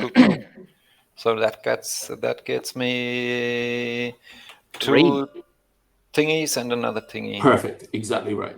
Okay. Because that wasn't next to mine, I cannot take one of yours, right? Exactly. Right, exactly right, Franz. If he was in the same location, so he's in the same region, but Yeah. if he was in the same location, you could totally take from him. That's exactly right. Another one. Yeah, So it would be 4 for me and -1 for him. exactly. And Which this is way it's huge. just 3 for me. It's huge. In a 4-player game, you can get these giant swings, right? For everyone. Yeah, okay, crazy. Oh, All right. jeez. I got stuff. Yep, Great, I well give you done. your And essentially, you got stuff there for super cheap, right? You put Yeah. your 10 in, which you always have access to, and then you essentially won it with a 3. Lovely, really efficient. Count me happy when I saw this. Right, Yeah. right. Okay, Yeah, because he was throwing it, right? He's trying But to throw because it. you've had a tie in a previous one and played a card, and a tie now and played a card, you're definitely going through your deck quicker than anyone True. else. Yeah. True, you're cooking Yeah. through it. Okay, and the final region, 3, 2, 1. Thank God. Okay, so this was my plan, right? I'll just speak through it. So the reason why I did this was because look at my discard pile, Oh, yeah. right? Oh, yeah. So there's a huge incentive for me to do this, which is gain 1 influence. Additionally, you may shuffle your discard pile, draw 3 cards, look at them, place them on top of your draw pile in any order. Yeah. So That is nice. I gain 1 influence, and now I basically put these cards into my hand, and then in any order I put them on. Man. So you go there, you go there. It does also mean, though, that I'm visible, right, about what I have in my hand, which can come into to things. Okay, so now, end of the autumn phase, unless anybody wants to do anything. If not, we'll go into the winter phase. So take the air back into your hand, and then you can get rid of a card permanently if you want. So, before we go any further, I lost in all 3 regions, and Yes. I played my air card, which triggers my other ritual. Ooh. And then I will retire my 1. But I did also lose in all 3 regions, so I'm going to steal 1 off someone else, which Who is will that be? off the uprising, I'm afraid. And then I'm going to put the 1 that was on the board into my site of power up here.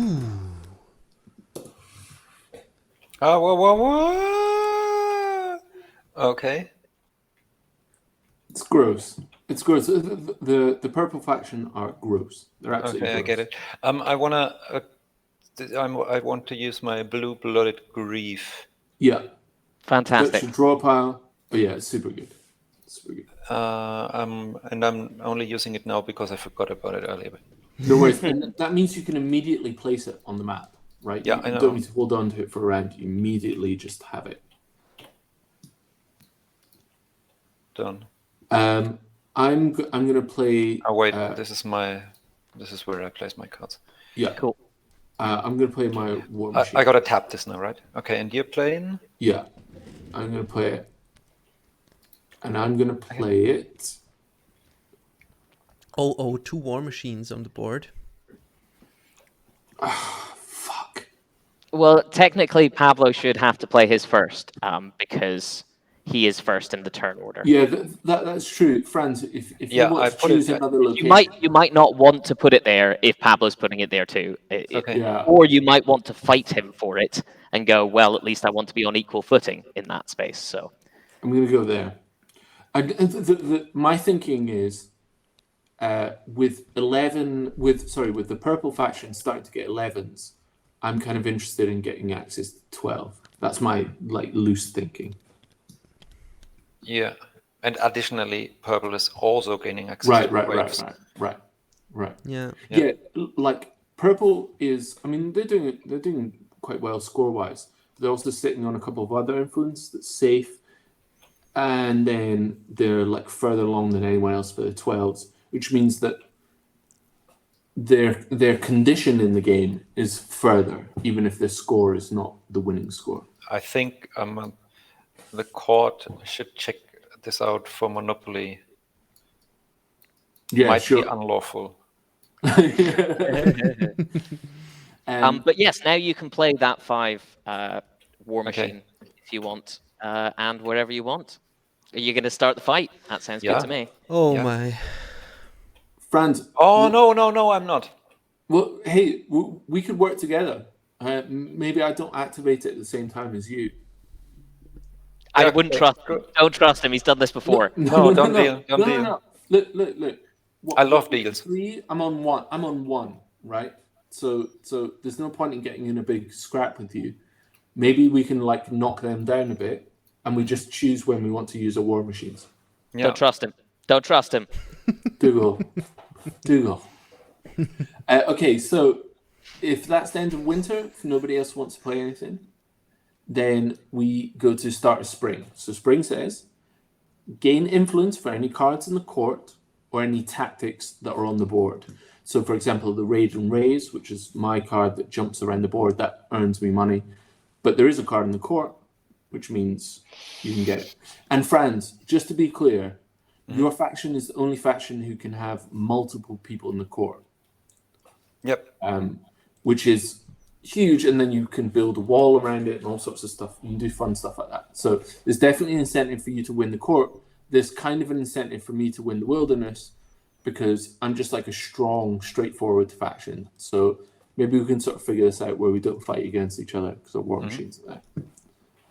Okay, so if everybody's got their points, we just draw it to our hand size. Yes, did you get one for having a card in the court? Sven, that's No. you. Oh, yeah, perfect. Yeah. I almost forgot it. Yeah, because these things are not so important to me. You know, it's the streets that. Very good. Very. And then we would change the turn order, and the only thing that needs changed is that Pablo is last again. Let the court be known. Let it be known before the court. Right, I'm just writing in the chat. Watch out for the gathering. Okay, so then we would draw up to your hand size again. So I to am 5 cards. I am bugging out right now. So maybe save the game Yes, I'll do that now. because there is a disconnect, or my computer is getting problems. Okay, and that's it saved at this point. Now it's back again. I hope my computer. Yeah, will- your ping's reduced. Yeah. good. So, okay. So now, my herald. I will have to do the putting of the heralds, right? If nobody else wants to do anything. Correct. Yep. Good. Then let's tear down that wall. Yeah! Tear I'm down the into that. wall. Okay. Pink Floyd it. Beautiful. The uprising is for But the is people. that actually what you want to do? The uprising is transparent in their plans.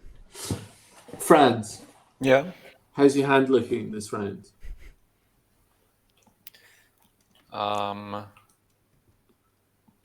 Like, Try. Hey, I'll give you the top region if you want it. So long as you use your war machine. Don't listen to him. He's playing sneaky games here. No. Remember, it's whoever is first in the turn order has to choose whether or not they're using the war machine first. Yeah. So he could always respond and use or not use his war machine after you've decided. Franz, I'm on 1 point. I'm dirt. I'm nothing. This is how he gets you. He's doing the pity play. This is a constant. It's my one tactic. The petty play. 5-second bio break. I'm back when you are. I will be back in a second. You can do the herald thing. Okay, we do the herald thing. Heralding. Where did I put this?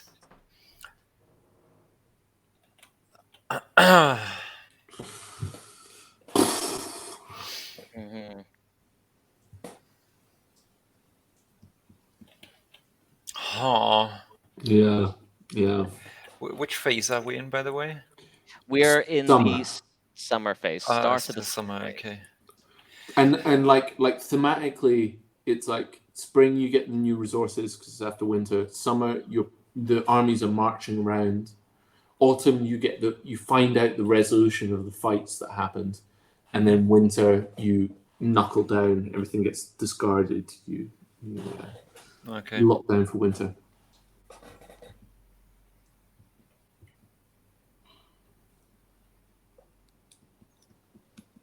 This is tricky. This is a really tricky board position. Yeah. I guess like we're behind. That's all. So I don't think we should fight each other. Genuinely, I don't think we should fight each other. We're behind. As someone who's played the game a lot, I think your goal at the moment would probably be to take over the court. Yeah. Because your court play is really strong. You can get 2 cards in the court if you have banner cards. Franz, hand on heart. If you want to win this round, I will not play my war machine. Hand on heart. I will not do that. See, it's a trick. He's never had a heart. Interesting, Franz. Starting a big fight. Well, that sort of makes sense. Like defending assets because if the wall gets knocked off. I fucking don't know what I'm doing here. All right. Fine. Then I'm gonna go here. Okay.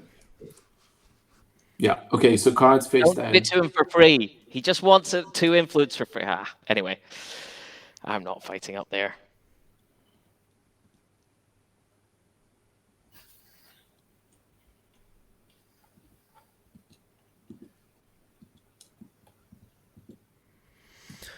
So there is a plan here, but what exactly is it?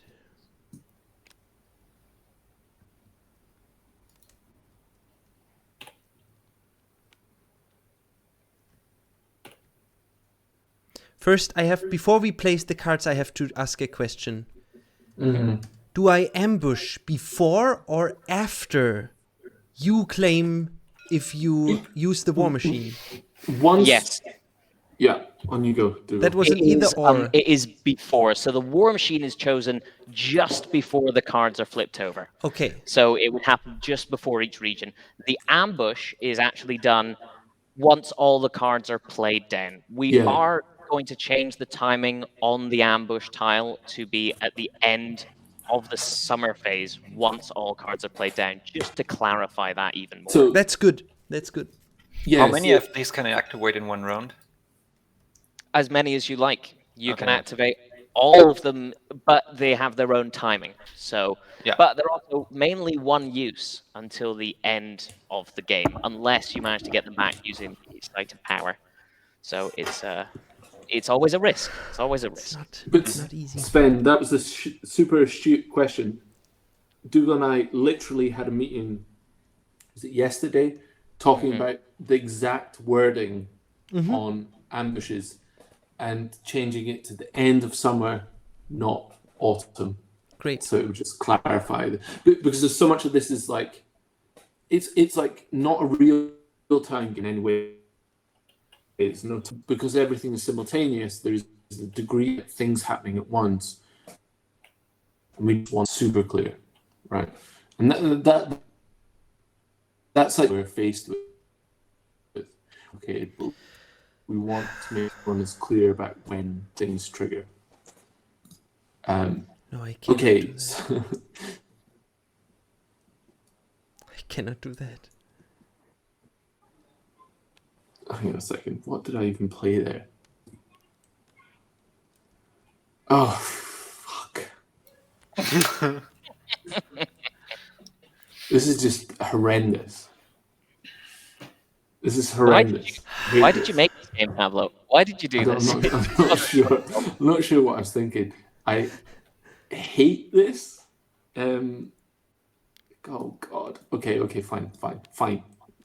No, I'm really confident about all my decisions. I know exactly what I'm doing. It's all good.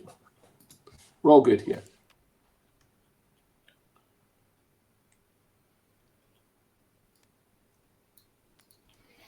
Okay. Yeah. Nightmare. Okay. Okay, so top region. So Wait. Oh, is it an ambush time? somebody want to play something? Yes. Yeah. Okay. I think I have to don't go know. first, right? Because I'm leading. Yeah. Exactly. So, So, yeah. exactly. Does anybody want to do anything? And then in order. I want to ambush. No, I Really? don't want to ambush. I leave it like that. Okay, Franz Okay, or everybody else. So, Dougal, do you want to do anything?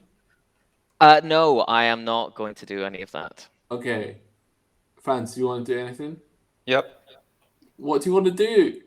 Ambush. Ambush. He's ambushing. Who are you ambushing? Okay. That guy. Okay. So Where? So this goes where? So you can move the location of this to anywhere else, and you have to swap it, right? Yeah, I know. Okay. So where does he put his weakest card? Where has he put his weakest? Here, no? I don't. was he oh. ready for the ambush and he's placed them all in? Oh, you're not moving the middle card. Interesting. Let's go. Wait. So He's done it. He's done it. are you sure? It's a plan. So okay, fine. Franz- Fine. So It's crazy. Franz, do you want to play War Machine? I wouldn't bother. You wouldn't bother. No. I think he's. Yeah, I don't know. I don't know. I'm gonna play it. For fuck's sake. Pablo, are you going to use your war machine? I made him cry. Yes, I'm gonna use it. Okay. Well, both of you, I hope someone's got something that ruins everyone here. Okay, then. On the count of 3, 3, 2, 1, flip. Okay. Oh, So no I one win, played- right? Because although there's that 11, I've got 15. Your 11 doesn't get knocked out though. That's pretty good. Yep. Wait, stop.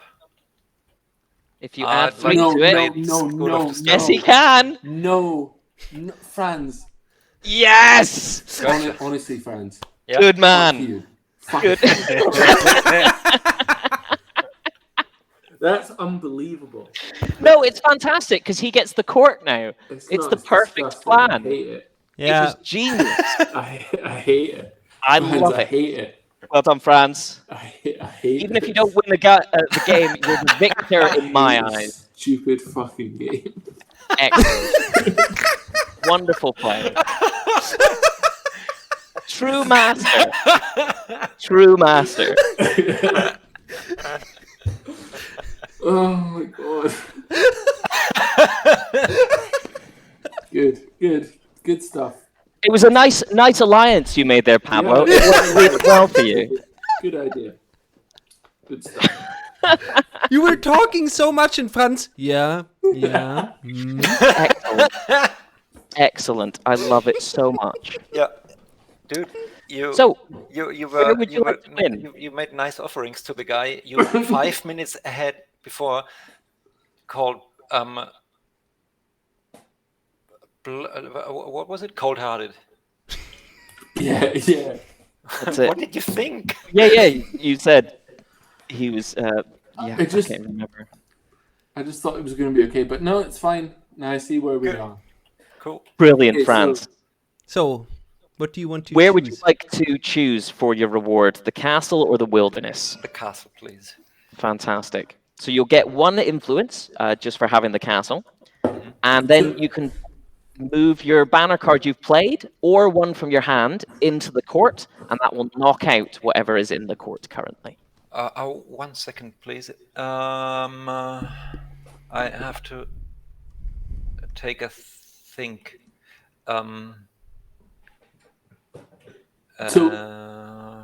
Generally, the lower the value in the court, the better, right? Because essentially you have access to a higher, and it's like any banner will get knocked out by any other banner entering the court.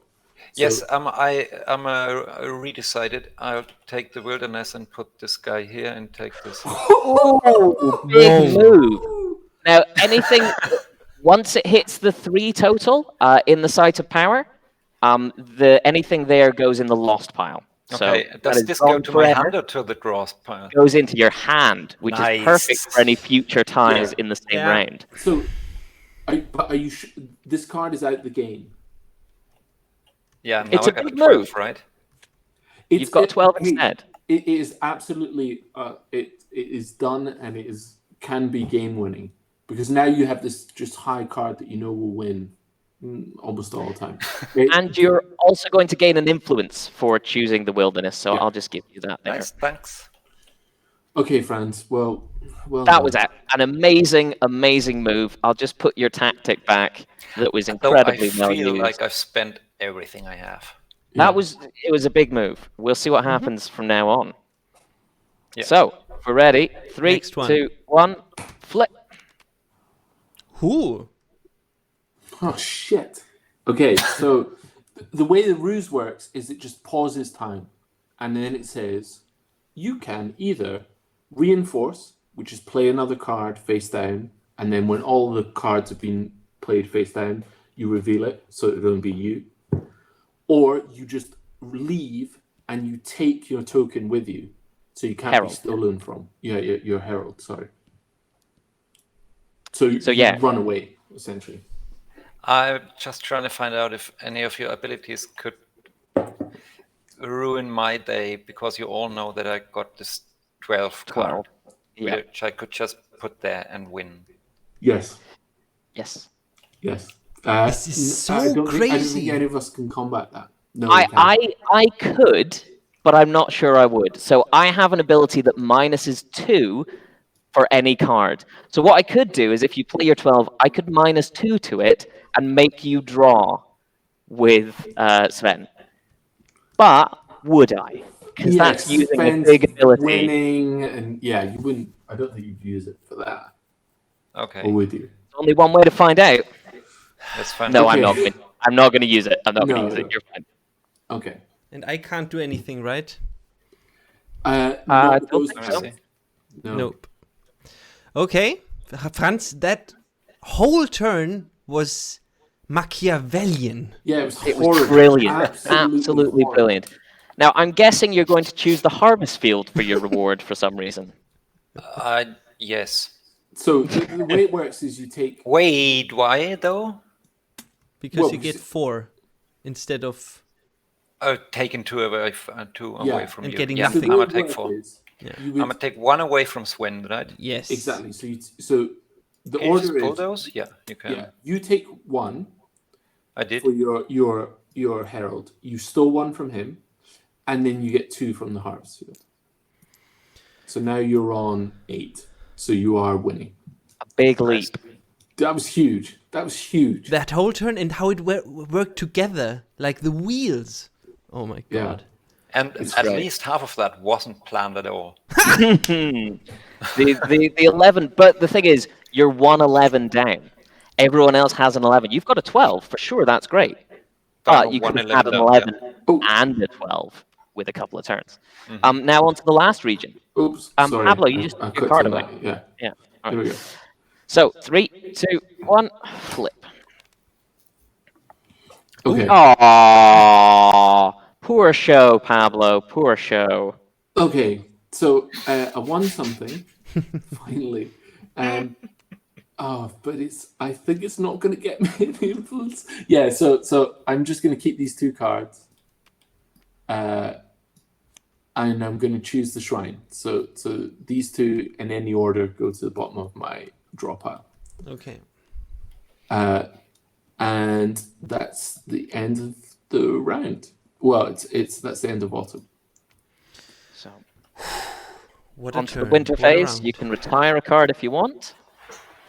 I will retire my 3rd banner card. Oh no. Which will get me an influence on my my little stack, which means now there's 3 influence on it. I gain that 3, flip this over, and take this wonderful 11 eye card into my hand. Okay. I don't want to. Yeah, Franz, you are Don't saying you it right get now. another one of these? I need another 2 of those to get this other 11 card into my hand You as well. get one You get one. because you lost everywhere. every region. I had to choose, so you're only allowed to use one Only one ritual ritual, maybe per use turn. Yeah, got it. So I okay. decided to choose the one that gets me something Yeah, okay, get for it. this point in time. Get it. Although maybe you're right. Oh, that's a good point. Maybe you're right. Maybe I won't do that. Yeah, I think you're right. I'm going to. Oh, because you lost. Losing's much harder, right? Actually, I have an interesting idea. So there we go. Instead of doing this, I might still. So I lost in all 3 regions and I used my 10. So I'm going to put 1 there. But I am also going to retire my extra banner card. Yeah. Now this means I'm only going to get this 2 influence. Yeah. But it's triggered. So I Yeah. will still get that 11 into my hand, and I'm just 1 closer to that one. But I could have had 3 influence. Yeah. So to Okay. be clear, what happened there was, whenever he retires something, he gets an influence on this card. If there's ever 3 influence on a card, or there's 3 banners in the lost pile. So what he did is he essentially forgo getting an influence, but also threw a banner in there. But why did you forgo it?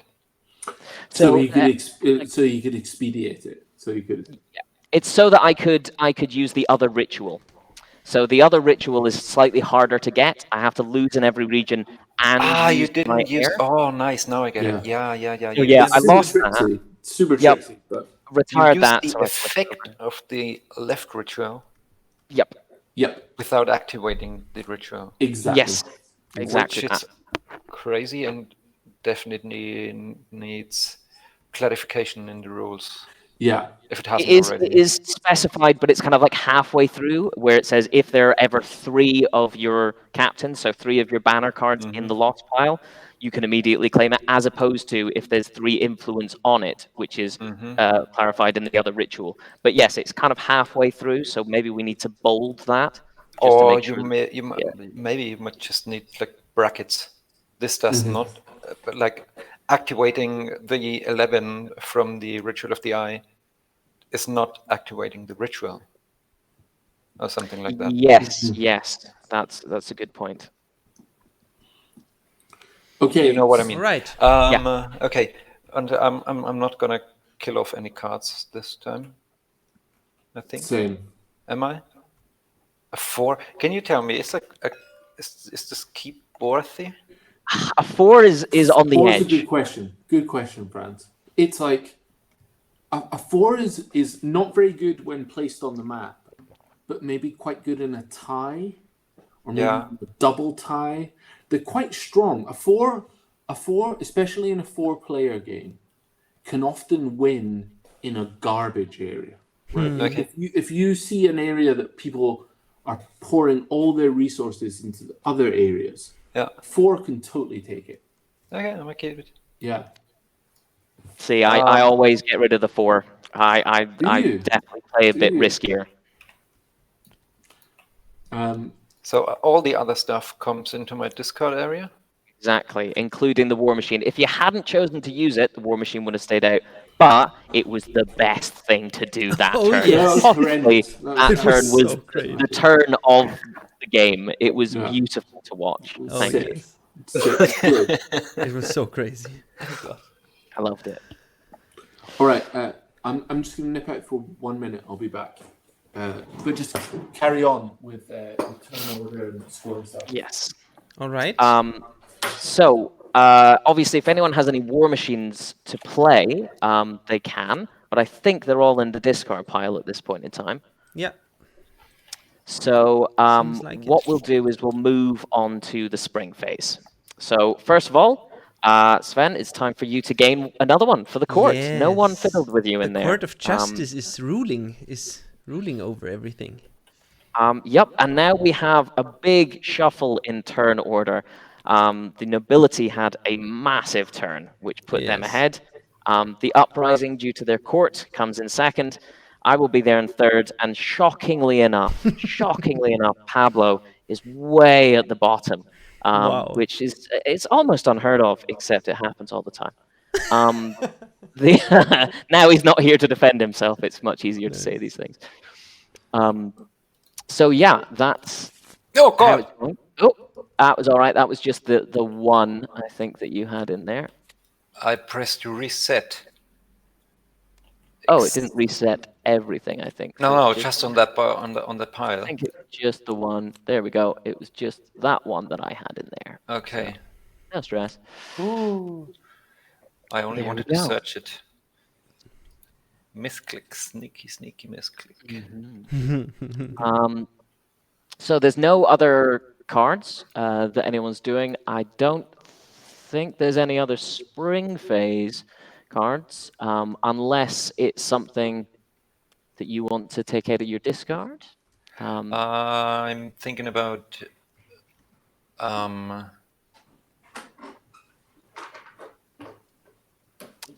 It's a weird one because you can get an extra card in hand, which can be useful, but it also you can take it from the lost pile. So it means that if the black powder ploy blows it up, or you use it through the site of power, you can still get it back from the lost pile. So it's quite a nice. okay. Well, also, I want to keep it until I have somebody in the court, Yes. That's also a really good way of doing it. Yep, for sure. Yes. and then I can use both of the options of the card. Hey. Yep. It's really nice. So we rearranged orders, so now it's time to draw your hand size. So up to 5. Okay. My Oops, draw pile I is pressed the wrong empty. button. I, for some reason, put my tactic in there. Let's put that back. Oh. Okay, so let's we look at everyone's.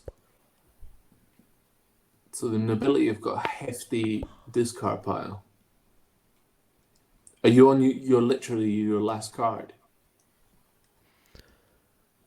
Yep. Ooh. Yeah, so and to be clear, that's how it works, right? So if you ever had to draw another card, then your hand size would go down, but it's fine for your draw pile to be 0. That's fine. And remember that if you ever have to draw, you get attrition. Every time you get attrition, your hand size goes down by 1. Mm-hmm. Okay, I think this is the point where I have to choose where to put my Yep. You crown herald. got. Let's see.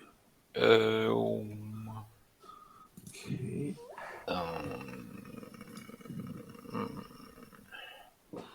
I'm gonna go for the castle. Well, no, I'm not gonna go for the castle. I am quite sure that I'm gonna win the castle without Ooh. much of going for it. You know?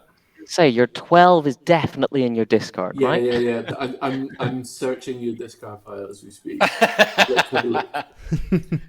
Okay, what are you bluffing with? So this is 12. Oh fuck. Fuck! But you don't have. Oh no. Okay. Shit. You're maybe not kidding about winning that. I might have turned. Yeah, excuse me. Yeah. There is no 11 in the discard pile, right? But the 11 is in the lost Oh pile. shit! His 11 is there. The 11 is in the lost pile. Yes, his 11 But is his there. agent 11 is that in the lost pile as well? Nope. No, it's in his hand, I think. Or maybe not. You can read me right now. Yeah, it is in the. Because in you can his see hand. the lost pile, you can see the discard, and you know that I don't have We know any cards everything. left. So you know exactly what I have in the hand. Mm-hmm. Yeah, Okay. but it's where you play your cards, right? All on top. Yeah, everything in the top region. Okay, so Good. oh no, yeah, so you still have a dagger. You still have the agent card. Okay. Ugh, that's not good. That's not good. Right. Okay. Okay, so Sven, it's you to go next. Sorry, I am holding up the game. Problem. Tear down that wall, please. Yeah. I mean, like that. you could just, any one of you can place a shield card in that first row, and my 11 is countered. Yeah, but if you place a 10 there, you'll just take it handily. Well, I'm going to fight for the wilderness for a change. Sure. Suits you. Oh my god. Okay, well, shit.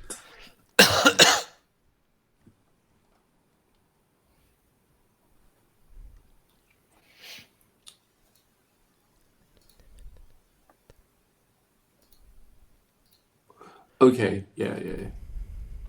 Yeah, I'm gonna play it in the wilderness as well. Oh, Interesting. someone's got a raid and raise, possibly. Interesting. Okay, good luck, everyone. Good luck.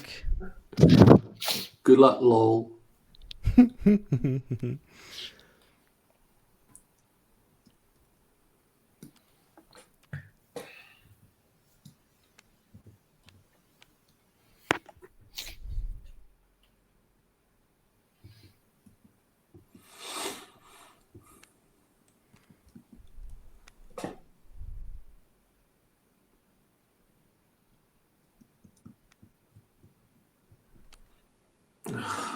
Shit.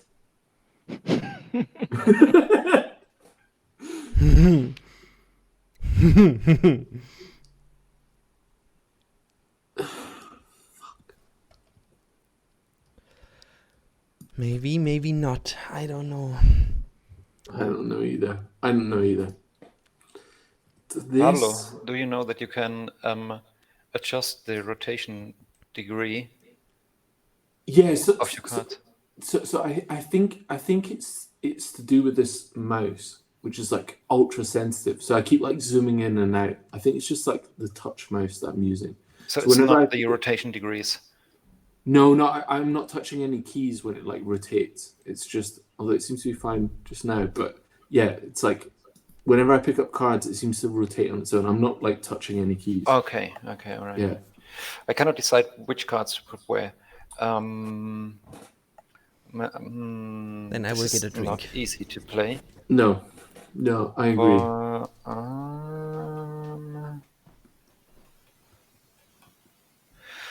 No, this is not gonna work.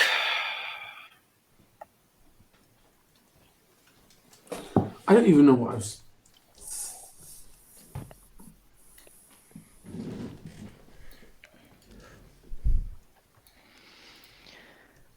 Wait. No. Oh, Huh? change of mind. No. No change of mind. Let's go. Right, we're in. Wait. Does anyone want to play any ambushes? Yes. Okay. So I don't ambush. I don't want Or to you play can an do ambush. something else. I want to Or- play the alright. School of the Streets. You're going to play School of the Streets? Yes. So I'm It's going to plus plus 2 two everywhere. to all of your cards on this first row this time. Oh shit. Yep. Sorry, Pablo. So have a nice one. Does anybody else want to do anything? I am not going to. Me neither. I'm going to play. Oh my god, this is a nightmare. I am. Oh my god. Hang on, one second. Let me just check. He's checking the stream. No. I'm checking your discard pile, specifically Dougal. Oh. Yeah. I'm going to use my ambush card. Oh my Okay. god. And I'm going to swap this one for... Sweet. Go for it. Love it. Interesting. No, Dougal, don't say that. Just be nice to me. No. I knew you were going to use an ambush this round. Interesting. I don't know what's happening. Unless you don't want to. Unless you don't want to, Pablo. No, it's fine. I'll do it. You good? Okay, Yeah. cool. Okay. Right. Good luck, everyone. 3, 2, 1. Yeah. Nice. Funny. Thank you. Oh, you fucking I'm- win. You Thank win. you. You win. Ah, because of this. Yeah, no, wait. +2. Wait, no. I have a tactic I can use, which is -2. Oh no, come on. Problem is, if I do, I'm then gonna Pablo's use mine. going to use his tactic and Yeah. just win the tie. Yeah. So I would rather let the uprising win. So yes, you can win that one. Thank you very much. No problem. One question. Mm. This Cool of the Streets Yeah. gets 2 strength to all these cards, right? Yes. Yes, but only the first clash.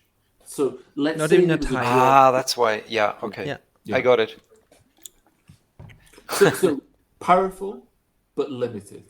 So Okay. very well. That went well. So I can use the wilderness or the castle. Correct. I don't get anything out of having more in the... No, I get! So- I will! I will do that, of course! I will do that! No, Will you you- have limit of 1 card. Limit of Yes, 1 so- card. Yeah, but I will do that because then I can increase my hand Correct. size. Correct. It's what we talked about earlier Yes. in the Yes. conversation. So I'm putting this in my discard Yeah. and this in the And then court. do you want to read out your tactic? So that yeah, you're my referring tactic to? is take the power back in the autumn phase. So later, if one of the following conditions are met, if you remove and replace a banner card that is in the court, I did, and then I get increase my maximum hand size by 1. I can draw 6 cards from now on. So Excellent. that gets flipped over, and Yep. now you've used that, right? So it means that your hand size is now 6, which is huge, Yes. incredibly powerful. That's- And it means that if you go down a hand size, you've now protected yourself, and you'll go back down to 5, which Yes. is almost the advantage of that. And I card. also get an influence, of course, from Correct. Correct. You do indeed. Think You about it. do indeed. Cool. On to the plateau region yes. in the Let's middle. go. Okay. 3, 2, 1, flip. Yes, I knew you were going to use your agent Yeah, there, I so I knew you were thought gonna we'll use get this rid of the instead. wall for one. Which is exactly why I thought about exchanging these two. Yeah. Well. It is so. Agents are like glass cannons in 4-player Obviously. games. 2-player games, whoa, they're much more deadly. But yeah, so I win. It's an uprising win. it's an uprising win again. And we can tear down that wall. take down the wall. So Wonderful. it goes into Where do I put it? Into the If- discard. Discard. exactly into your discard. But pile. then he has it again. That's also bad. And I get only Well, 1 influence. if he wins here, he could in the necropolis. He could potentially just claim it and put it back on his. Oh, on his God. thing. I'm Although his definitely discard not gonna pile is win in massive, so you necropolis. have to shuffle through. So, okay. Okay. Good 1, luck. 2, 3, go. Go. Damn. Damn. Damn. Oh my god. So Wait, this is really interesting. Actually, I am going to play a card. Uh-huh. wait. Oh, what? this is really interesting. I think No, I'm going to no. play a banner card Why? because You're that gonna means lose I've in every lost region. in all 3 regions, which means I'll get my second extra 11 card into my hand and 3 extra influence. So I think that's maybe worth it. And it goes in the lost pile though. So that goes straight into the lost pile. Yep. So now Sven, you because there was a banner played, And you I win. read out that card, right? So I let you win. Thank you. No problems. So you get more powerful through that, but I Yes. am winning the clash with the black powder ploy, so I'm Yeah. blowing everything up. Yep. So now you choose where you want to win. And I can choose So for the example, the shrine. Yes, I mean will choose the These 2 shrine. cards would go on the bottom of your draw pile. Yes. Or you win 1 influence, you shuffle this, draw 3 cards, and then put them in any order on top of your draw pile. That's a. No, I think I would pretty- prefer the necropolis, I guess even. Yeah, I will choose the necropolis. So you get 1, Yep. And then shuffle those, draw 3, put them into your hand right now, and then put 3 of them on top of your draw pile. And then Got it. And all of us then can get rid of cards, or we can do whatever. Retire my 1. I'm going to get rid of this 4. And then your discard obviously gets flipped back over. Yep. Yes, then because I did lose in all 3 regions, I will get that influence onto this track. I will put those 3 straight onto my big one. And then I will get my extra 11 into my hand. Oh god, hell. now he has 11s and he's nearly on top. We're into the end game now. I mean, everyone except for me. Do I shuffle this now and put it back to the draw? So we're still in the winter phase. So if anyone has any 5s or anything they want to play, they could do that. If not, we will move into the spring phase. So the first thing is that someone gets Sven gets a point for the court. Yeah. Then we would reorder influence, which is a slight change. So Sven's on 11, you're on 9, Franz, you're on 8, and I'm on 1. And then you would draw up to your hand size. So yes, if you cannot do it, you will flip over your discard, put it on your draw deck, Shuffle it. And then you will draw up to your new hand size, which is 1 less than it was previously. Nice. Okay. Okay. I have 2. Draw 2. I draw 4. Just letting you know, just showing off a little bit. Yeah, because you used all your cards. This is super interesting. We are in...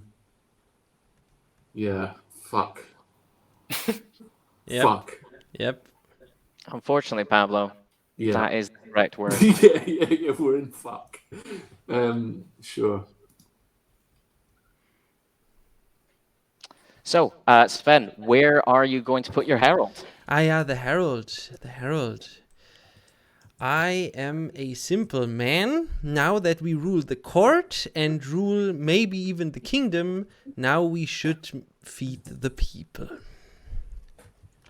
I agree with like feeding people, but I want to be the one to do it. I see where this is going.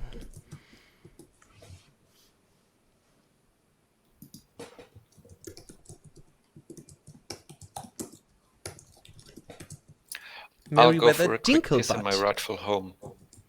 Nice. Rightful home, yeah, I see. Question is, do you have your 12 back? Was that the one card you pulled? Nah, no way. It's for you to place your herald, Pablo. Okay, so... I've got a really good hand. Oh, Pablo. That is what Pablo just wrote into the chat. Right. Who is going to win? The clans, right? If you win this round, Pablo, then I really think, wow. If you have a comeback with this situation, then I will not only say that you are a genius, but the game is genius as well if it allows for these sort of comebacks. Oh, see, this is horrible. I think he's got the raid and raise card. No, but I don't, Dougal. I don't. If he does have the raid and raise, I don't. he can get that draw and then instantly win the draw. No, but Dougal, I don't. That's pretty awful. I don't. I would hate that, Pablo. Yeah, I'd hate that too. Okay, now we can blaze cards, right? Yeah. Yep.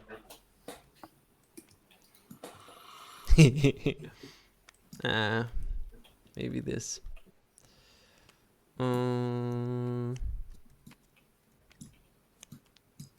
This. Maybe this.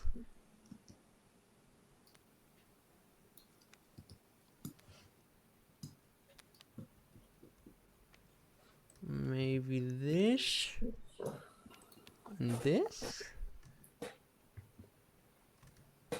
I like that. I like that. Do I like that though?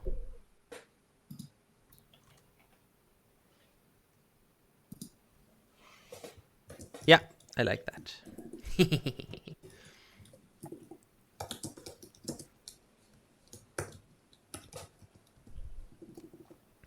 Okay. Okay. I want to use an ambush card. Okay. Oh, So I would first check with anyone who's Wait. above me in turn order. Yeah. If you want to use your ambush, Sven. I would like to use my ambush. But Go now for that it, I you know go that you first. want to use your ambush, I don't know. Sorry? Yeah. No, I will use it. I will use it. You are? Okay. And I will do this. Franz. Yeah. Ooh. That's smart. Ooh. I'm using mine, and I'm going to mess with Pablo's. What? I've got 1 point. I know. Dougal, That's a Dougal, horrible please. thing there, that you've done. Dougal, I've got 1 point. I know, Dougal, Pablo.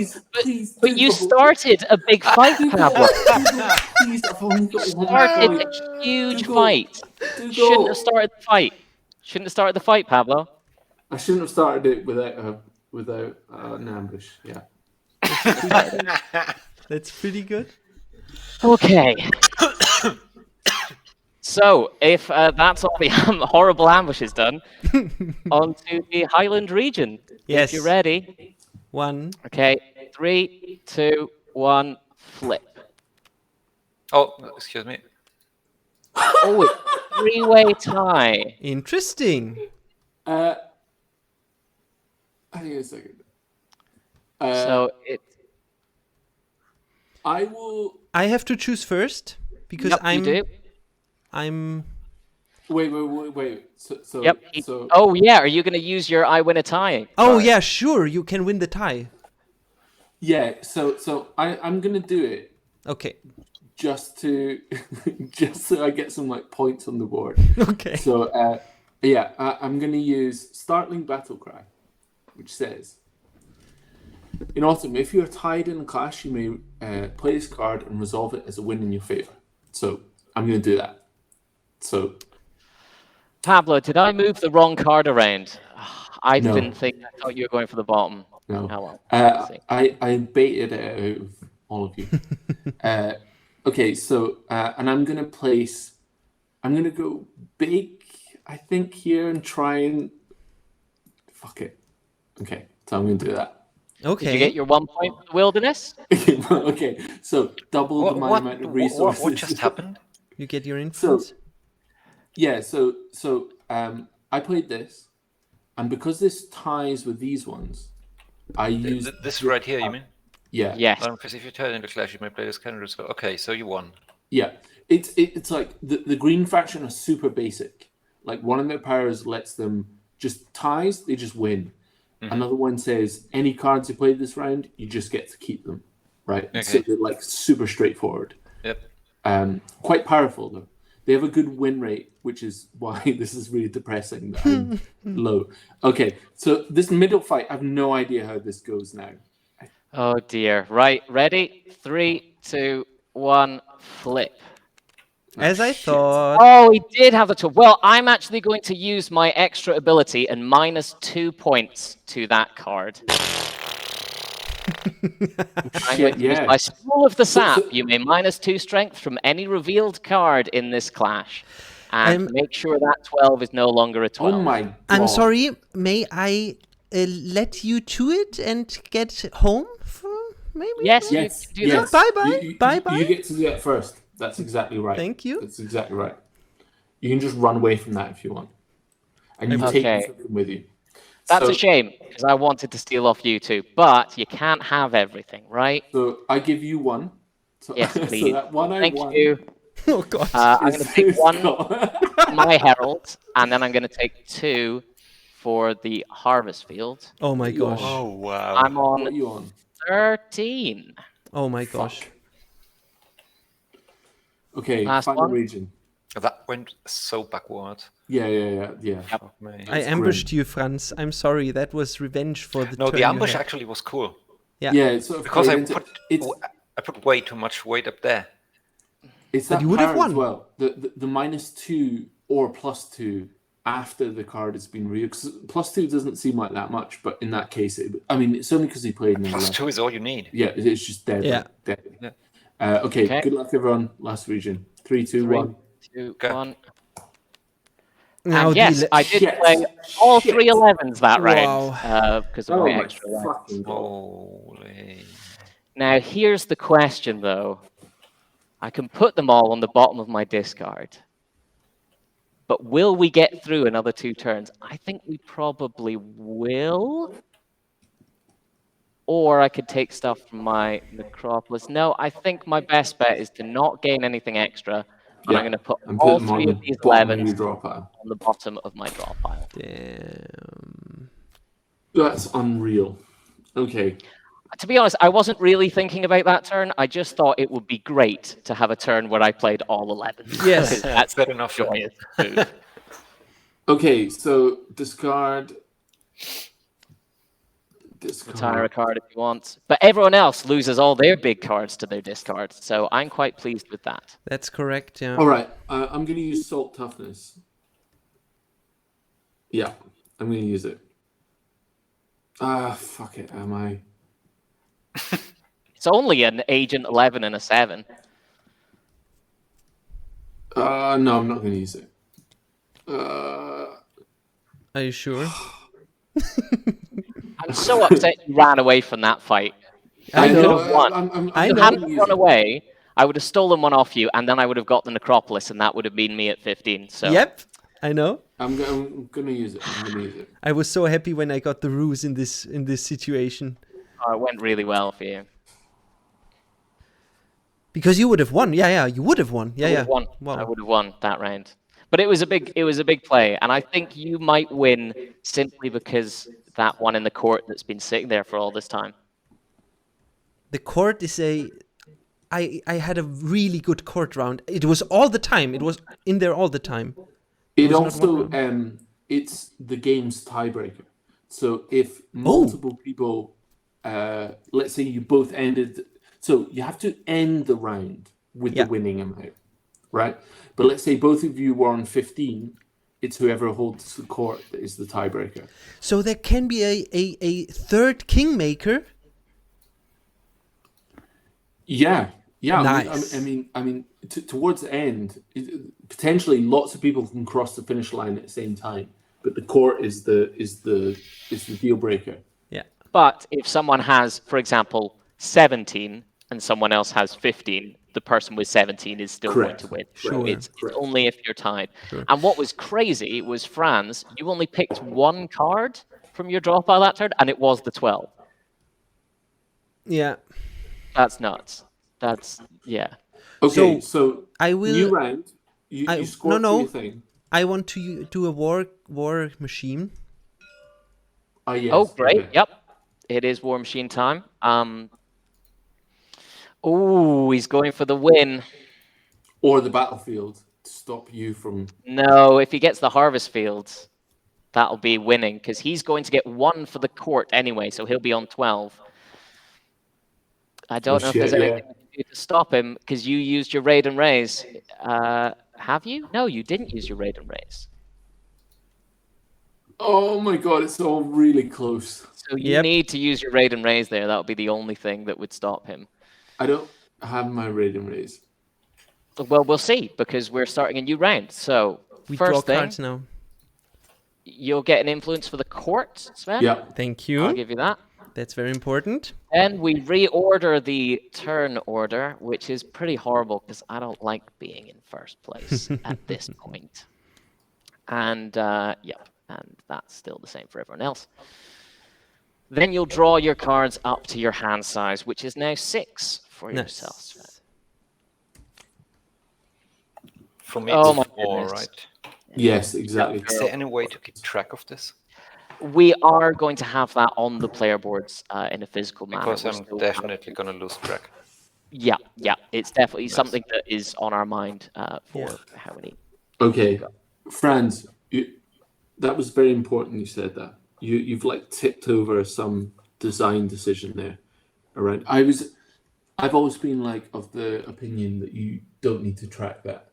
but you're another person who's added to that. So I think. And I'm of the opinion that you need to keep You track should. of basically It's- everything. Well, it's funny. It's because Sven described it as he had never come across something where your hand size would reduce like that. Yeah. When you like cycle through, and so he was essentially like, that's a weird thing that happens in the game. He was like, oh, I like it, and so you saying that's super interesting. Just gut feeling. How would you track that in a game? So you don't want to put your cards in yet, Sven. We've still got heralds and stuff. Ah, to go. sorry. Just Yeah, to you're let right. I'm You're very excited. I'm so Thinking about my excited. gut feeling. Yeah.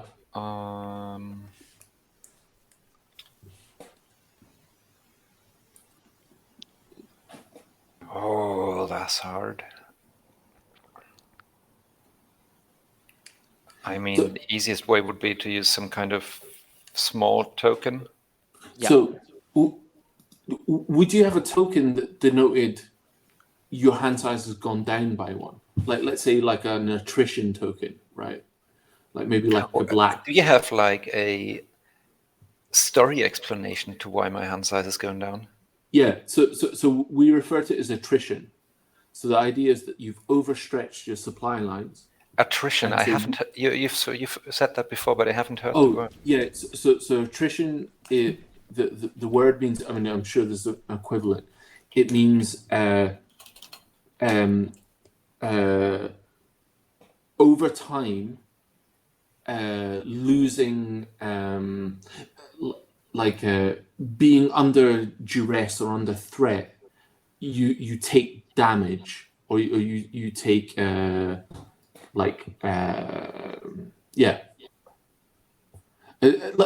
for example, an army marching over the mountains, like Hannibal going to attack the Romans, took attrition by just moving through the mountains. Over time, attrition claimed troops, it claimed wagons, it claimed slow decay. Okay. Having Googled, it seems to be Zermerbung is the German equivalent. But I don't. Zermerbung. Yes, I think that's us. Okay. Yeah. How do you spell it? What, attrition? Uh-huh. ATTR ITION. Yeah. Attrition. Yes. Crazy. Okay. Yeah, got it. Erosion also. Right. Except erosion is usually like a non-cognitive thing. So like land gets eroded, ideals get eroded, principles get eroded. Okay. Yeah. I get that you want to discuss these things to not having to face the inevitable. We're doing something different right now, actually. Yeah, I get it. Yeah, you're gonna win, or are you? That's the question. Who's still got an ambush left? No one. Oh dear, this is. Oh my be bad. gosh, I am so on Everyone's my edge right now. Powers. Yeah. Cool. So where are you going to put your herald? Oh, it's me. Darn it. Yes, it's you. Oh dear, this is no fun. Let's say. Let's go in the. No, I think Pablo can win in the battlefield. Pablo, can you win in the battlefield? I think so. Okay, I trust you. I'm going to. I'm going to go. I could win in the battlefield if you want me to. As long as someone can win in the battlefield, because I can't, and Sven's just going to win. I think I can win. I think I can win. I think.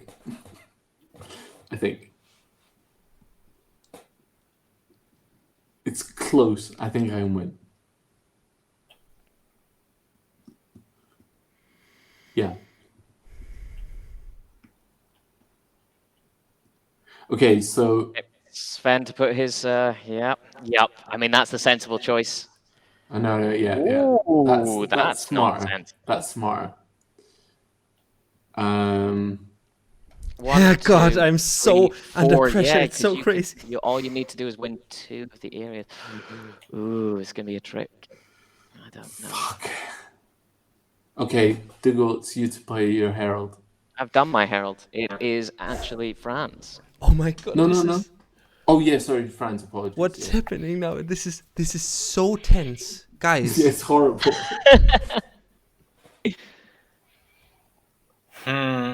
You have a game here. Do you know that? It's a really good game, yeah. Thanks. Oh. Oh, that's Oh, because it's still the threat of putting a good card there.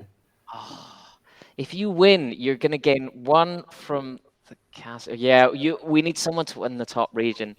Otherwise, he's going to gain 1 for his herald, steal 1 off me, and gain 1 for the castle. He's going to get 3 from just winning the top region. Did you notice how he's trying to divert the attention from his own? Yeah, he's I will say, abundance of points. Straight up, I will say straight up, Franz, I don't think I could do anything this turn. You know I put all my 11s on the bottom of my deck, so Yeah, I know. I'm nowhere near. I'll need some help to stop Sven winning this round. But you know, just keep in mind, if I'm not winning this round, then Dougal will win next round because he will have 3 He's 11s. ahead. He's ahead. And he's ahead, yeah. Just think about it. And he's So got all we have these to deal with 11s two that are problems. just one bit away. You can fight me for the 11s and the 11 turn, or you can let Sven win this turn. That's all I'm saying. Fuck. Come on, Pablo. Battlefield.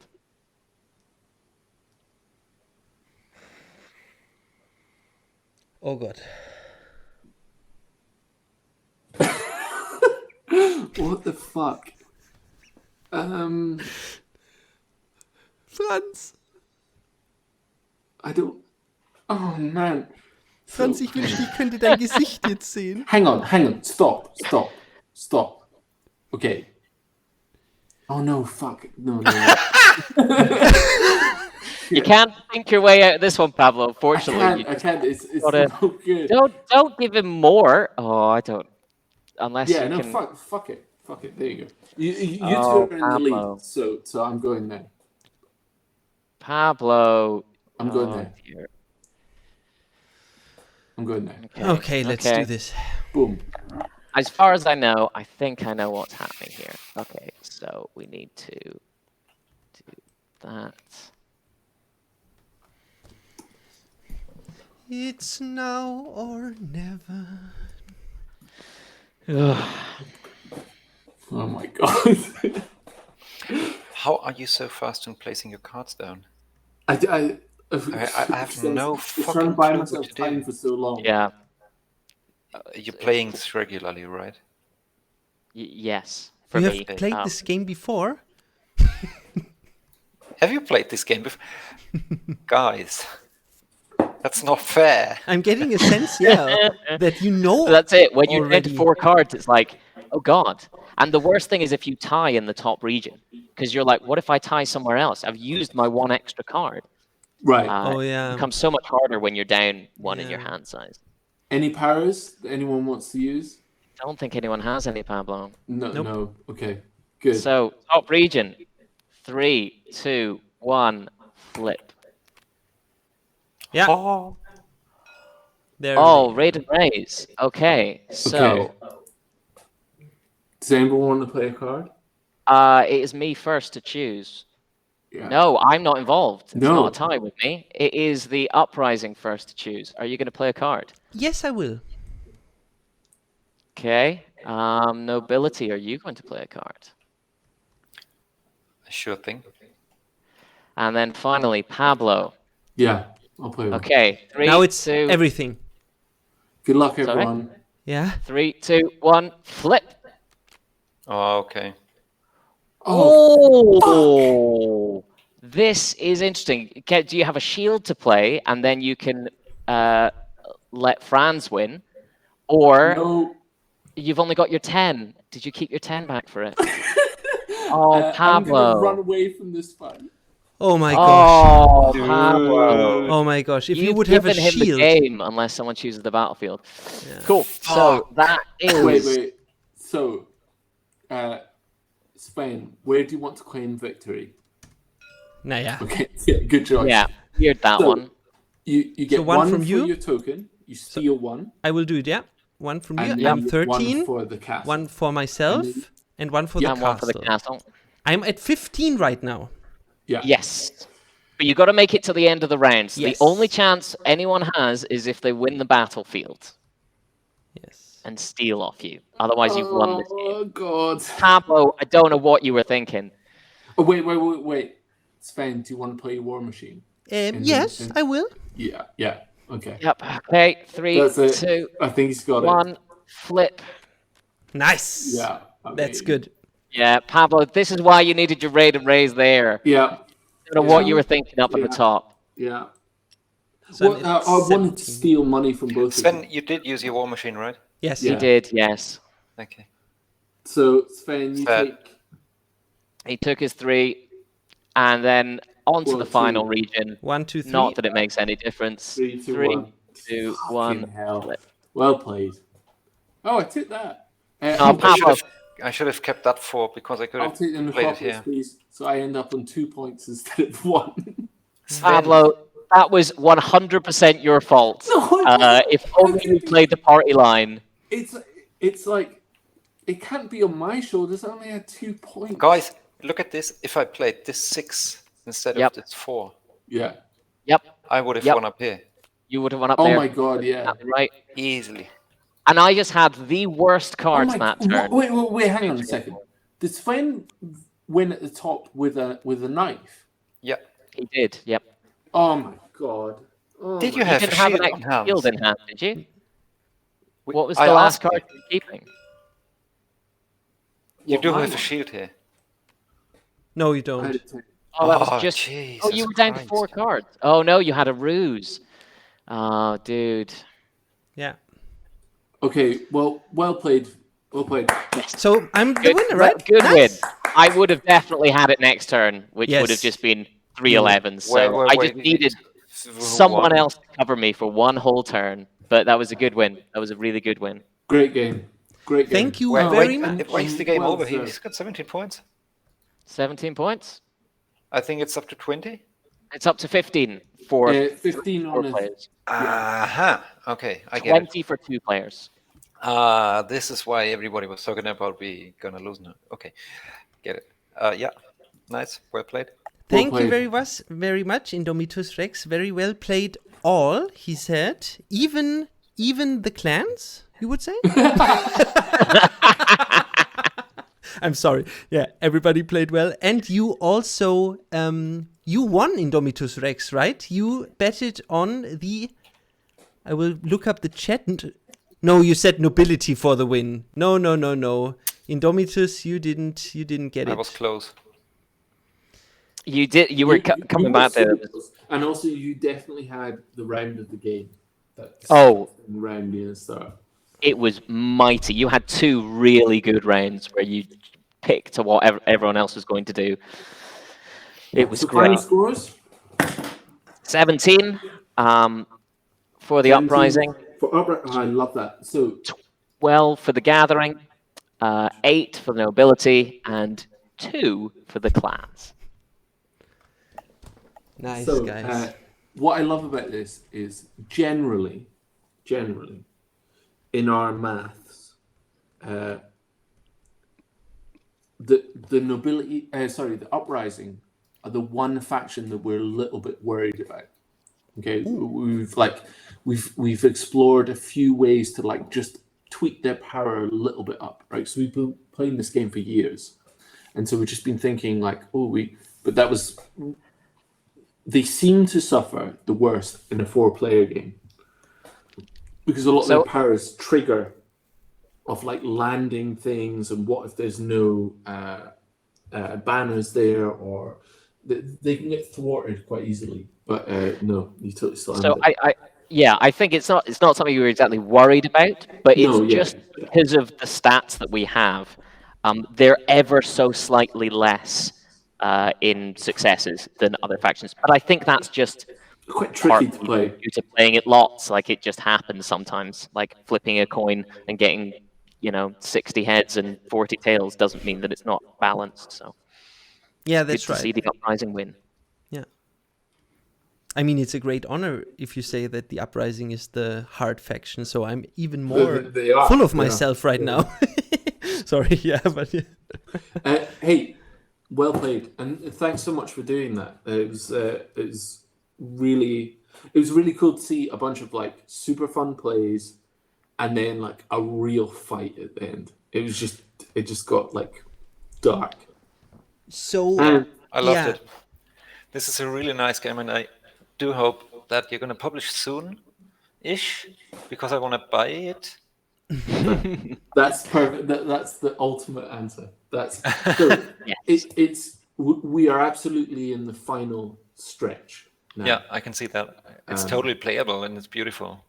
Oh, thank you so much. That's so kind of you. Thank you. It is. And of course, if you do want to play this tabletop simulator version, which we will be tweaking to have some of those clarification changes in there, feel free to join the Discord and have a game whenever. We are often doing that, and we are having every second Tuesday we'll be playing with the devs. So you're more than welcome to come and join for that anytime.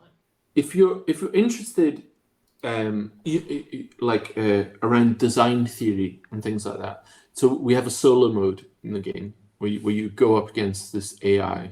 Mm-hmm. So if you're ever interested in challenging that, because what was great was, although we had like a long teach on it, right? Because we went into each faction. When you were actually playing, what was lovely about that was that you were using the factions in really exciting ways. So it would, if you're ever interested in going against the solo mode, we'd love to see that. So we've got this new solo mode, which is meaner and tougher, and it's super modular. So you can make it more and more difficult. You can do like runs against it, see how like difficult you make it. So if you're ever interested in that, and we design chat around that, we should totally set that up. Yeah, nice. Send me a link to that Discord. Definitely. And I'm gonna log in. We will. So it's. I think we will put a link to the Discord in the YouTube description when it goes up YouTube. Great. And also we will link to everybody. So in the description you will find everything.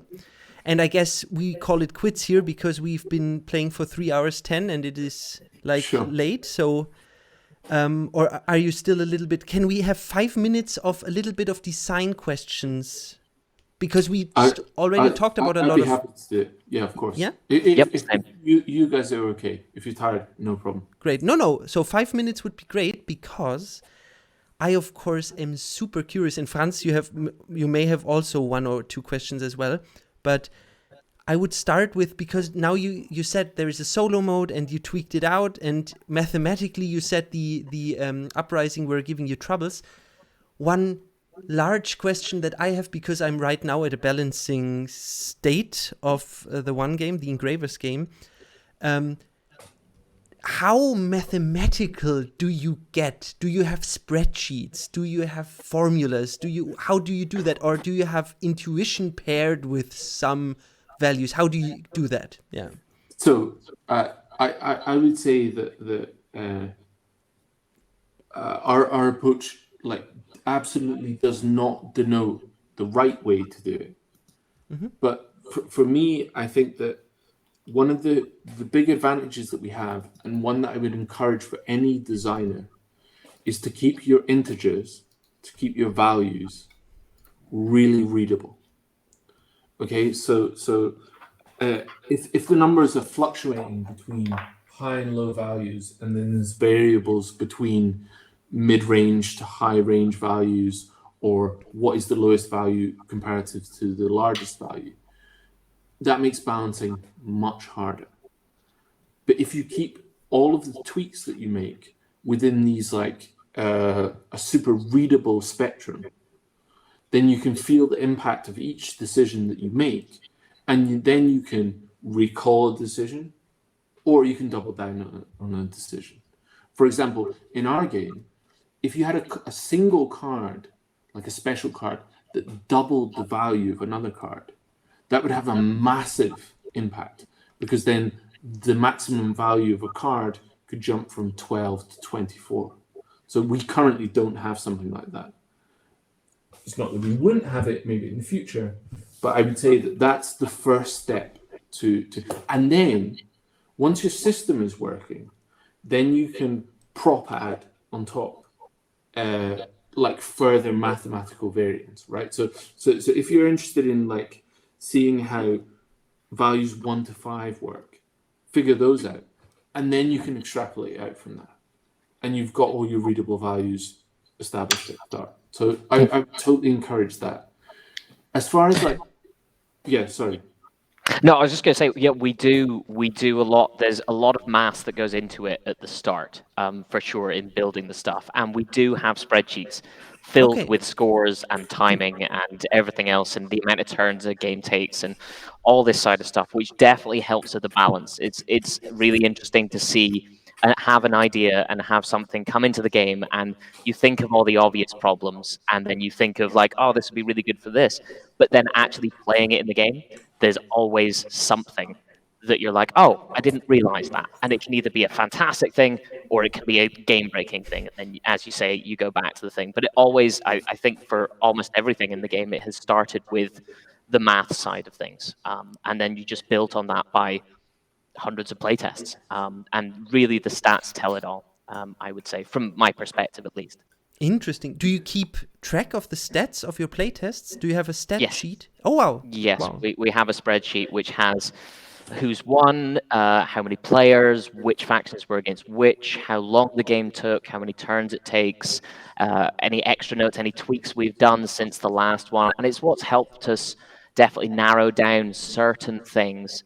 We used to have, for example, the Ruse card you had to pay to use. And what it did was extend the game time without any benefit. So changing things like that was a big thing that came directly from the statistics and the maths of it. That's like exactly right. That was an absolutely like mathematical decision where, for example, we went down a design path, which I think is super interesting, by the way, which is you could start to pay for things with the single currency in the game, which is influence. So what if you could accrue influence and then spend influence to further your position, but obviously you're reducing your immediate like chance of winning, but you're maybe creating a kind of like super strong position that then you can use to win the game. But what we found was it directly affected game length, which meant you could get into these weird like infinite loops where people were spending money to gain position to then lose position. So one of the super simple things that we made was what if you could relate the game time to the way you accrue currency, which in this game's influence. So essentially, even if you can still steal from each other, which is the battlefield or the stealing from heralds, the way the maths works out is you have the possibility to gain many more influence than you do to lose, which means that the curve pulls us towards an end game. Yeah. Whereas when we added in that you could spend influence to then do other things, the curve no longer worked. The curve like was too shallow, and so the game length could essentially go on forever. Yeah. Whereas now there's too many points on the board, so the game will curve towards an end. And that's, I think, a super useful place to be in. So, for example, can your game end? Is like a good question to ask. And you can that's tweak very hard. all those integers. Yeah, it was really interesting finding all that out with all the statistics and stuff that came through. There's always something you think is going to be a certain way. The amount of times we put something in the game going, this is amazing, this is going to change because this means this, and it's going to be great. And then you play it twice and you're like, no, why did we think that was a good idea? That just breaks things in a horrible way. So it has been quite a long battle to do it, but it's actually been in a really stable place. The game has had only the smallest of tweaks in gameplay over the past maybe 8 months because we worked so hard for the 1.5 to 2 years before that to make certain that it was balanced in that way. Yeah. And I would say when it comes to balance, like mass is really important. It really is, but like feel is super important. And I think it's a really good place to start from feel, and then feed in your mathematical data. So like as a designer, you don't want to be afraid of doing things. You want to kind of like speculate on an idea using feel and going, I think that's going to feel good. And then the data might come back and be like, oh no, actually the games are going on too long, or it's not as close as you think it is, or it actually has a negligible effect on the thing, in which case that's fine. But I think that feel's a huge part of it, because it's got to feel good on the table as well. So follow your instincts up until a certain point, and then back it up with data. I think it's a good design principle. Also, that's an enjoyable design principle. Sounds smart. Speculate. Yeah. I'd love to talk for a few more hours. Like maybe use a wagon card thingy for the attrition.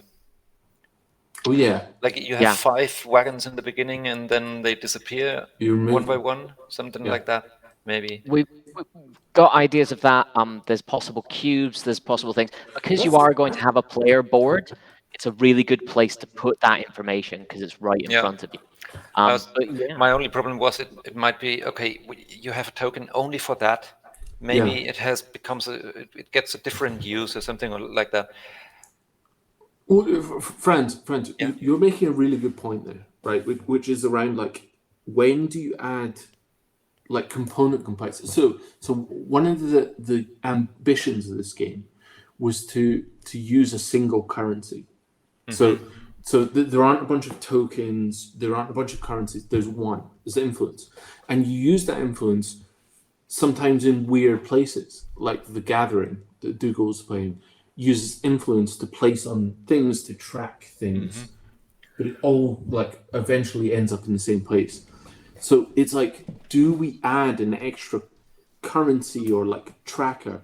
I kind of love the idea of a little like chain of like wagons. Like, that's great, and then you would just take one away, which means that your supply line is. That's super, maybe you also lose one influence. I mean, that would hugely have a huge impact on the balance part.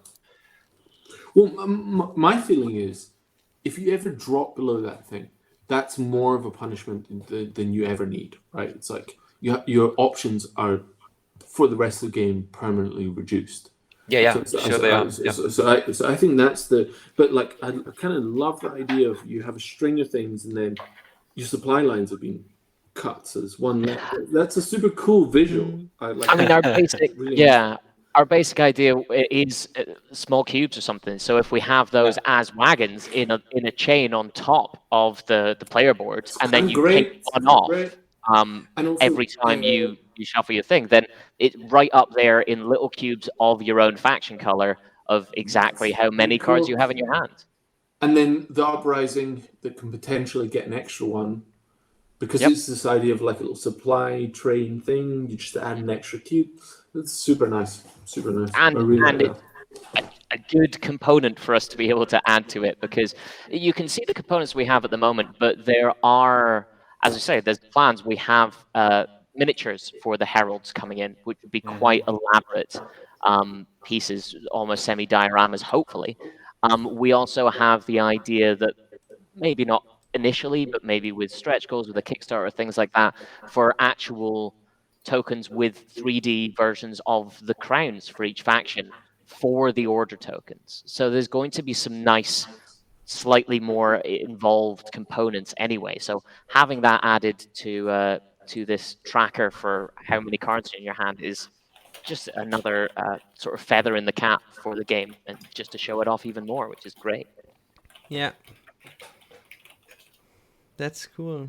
I mean, and the influence tokens will be, of course, very luxurious metal coins, right, in the Kickstarter version. I mean, that's absolutely so. But you make a good point there, and also it's with the heralds as well. Is one of you two said earlier, like, this game is so much about bluffing at the start, right?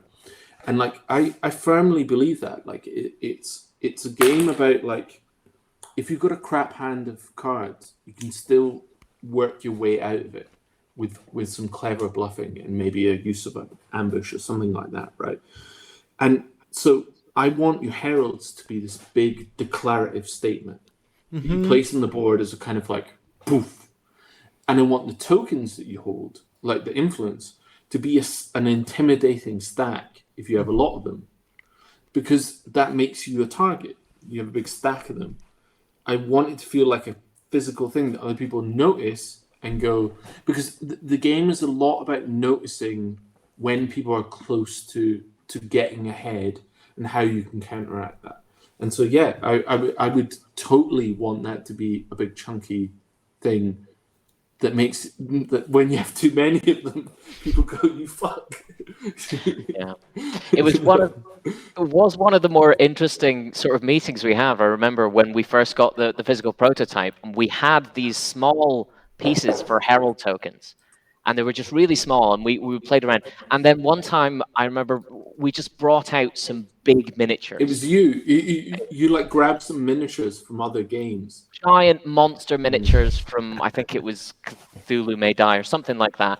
Yeah. And as soon as we slammed them on the board, this big chunky piece going, "I'm winning this area," it changed the feel of the game. Yeah. And there's something about tactile pieces that can really make a game. And we definitely feel like that with the influence pieces, for sure. Yeah. Yeah.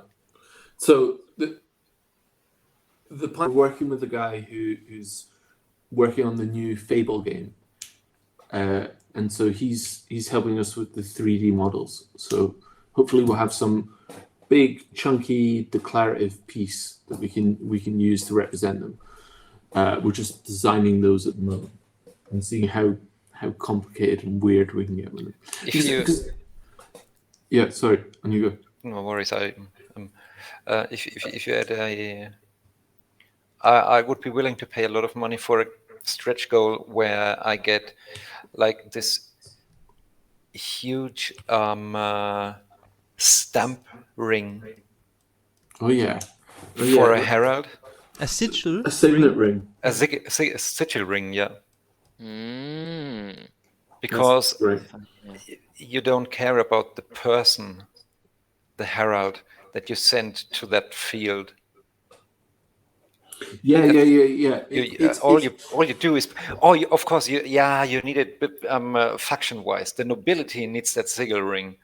Like, I have no idea what the uprising would use. No, but you're exactly right. Like the one trouble that we're faced with the heralds is that then they represent a kind of existential declaration of a faction, not an actual character, right? They don't fight. They aren't a person. They're like they would never meet up in person. Yeah, and so what are they? Maybe in the war room, but the uprising would never come into the war room to talk to them. Right. So this is the one unrealistic point in the whole story, I think, where the uprising and the nobility meet instead of just fighting each other. Yeah. Well, maybe they're trying to like get to some sort of agreement. Maybe their heralds. We definitely did. Yeah. I mean, whatever my faction was doing was not the right. We weren't in the right meetings. Whatever. I mean, yeah. The idea of the herald is someone who is there first. You know, they're there to announce the army is coming, but that could be a ruse in itself. So it's some big announcement that this faction is on their way. So something very themed towards them. It's why there's lots of sort of the ideas that Pablo's been having recently for the gathering is lots of moon-based symbols and possibly snakes and forest and there's all that sort of stuff. So it was one of the things that was said when we were talking about these miniatures in general, which is if the game has such beautiful art on the cards and it looks so good in so many ways, there would be no point in having a miniature that wasn't exquisitely detailed and really showed off these factions to their fullest. So it's definitely something we're working really hard on to really make them unique and something incredibly entertaining and delightful just to look at themselves. That's the aim. That's beautiful. Well, look, It seems like I'm losing focus because I'm actually dinner's ready. Look, you know, when we call it here, thank you so much for spending time with it. If you have any other questions, just let us know. If you want to do this again, we'd love to, whether it's on air I'd or love not. to. Yeah.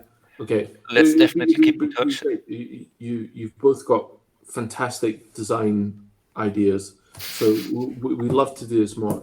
I mean, this is exactly the sort of conversation that gets us excited, right? Same. Obviously, all four of us. I did notice that. Yeah. So let's make sure we do this again. And thank Except you so from much Sven. Except from Sven. Sven's banned because he won. I will. So I will apart just from comment that, the next time. Yeah, I mean, next time I will actually try. Okay. Next. To be clear, I was trying really fucking hard. I saw. I've noticed.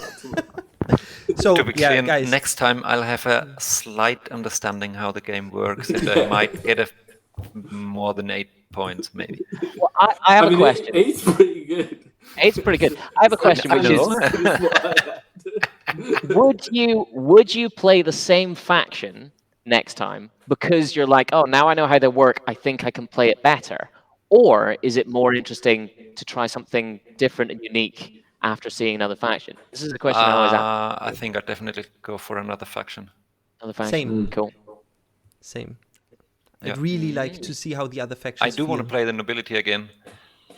But only if I got that huge sigil ring. I cannot have that in the tabletop simulator, so I'm gonna have to wait until the real game is out. So, well, it's get going. It's not that long wait. Okay, we'll let you go. Thank you very much, you want to guys, cover at the end? for coming. It has been such fun. It has been insightful, and and I won. So it is a great evening. So you really did win. Like you really did. Like at the end, we were fucked. It was a great job. Yeah. So you've made a nemesis. Let's say completely. good night to everybody. Well, and so long as we can get revenge on you, I'm fine. I'm fine with doing it again. Yeah. So I just wanted to have this goodbye for the YouTube video. So now the YouTube video can go to credits, and now we can say goodbye in a non-specific way. So yeah, cool. We stay in touch. We will do something, and of course, when we are ready with a cool prototype, we will come to you, and maybe then we'll play it together. I Definitely, hope so. and we'll be in. I mean, I don't know how far away is it from you, but we'll be in Berlin in August. July the 7th. Sorry, the 14th, the 17th. There's a board game convention there. Oh, in should case we you go? guys are there. Oh, we Maybe should go we there. should go to Berlin at the time, Sven. Yes, We'll definitely. hang out. Yeah. So I mean, we everybody knows people in Berlin if they're from Germany, so yeah, we'll find a place to crash. Well, have a think about it. We hang out. You can beat me in person, which is it's just as easy as online. But I'll bring Dougal to cause some trouble as well. So. Yes, and we will have a proper physical prototype by then, so it'll be really interesting to see what you feel like it's like. In-person bluffing is so much more difficult. Certainly, lying to people down the camera is different from lying down their eyes. Okay, I see the North Border is still here and says night, everyone. I say night to you, and you won. North Border won the bet because North Border in the chat, said Uprising will win. So you've won a full pledge of the Kickstarter game. No, you didn't, but actually, fine. fine. We're fine. We're fine doing that. Yeah. No, come on. No, yeah, it's fine. It's fine. we're gonna get loads of pledges, I think. See, this is the confidence that makes him lose every single game we play. Yeah, it's the fear. I don't know. Maybe. Okay. Thank you so much, guys. Okay, good night, guys. We stay in touch. How lovely this has been. Yeah. Bye. Was it really? Thank you. Thanks for your Absolute time. pleasure, guys. Bye. Thank you very much. Bye.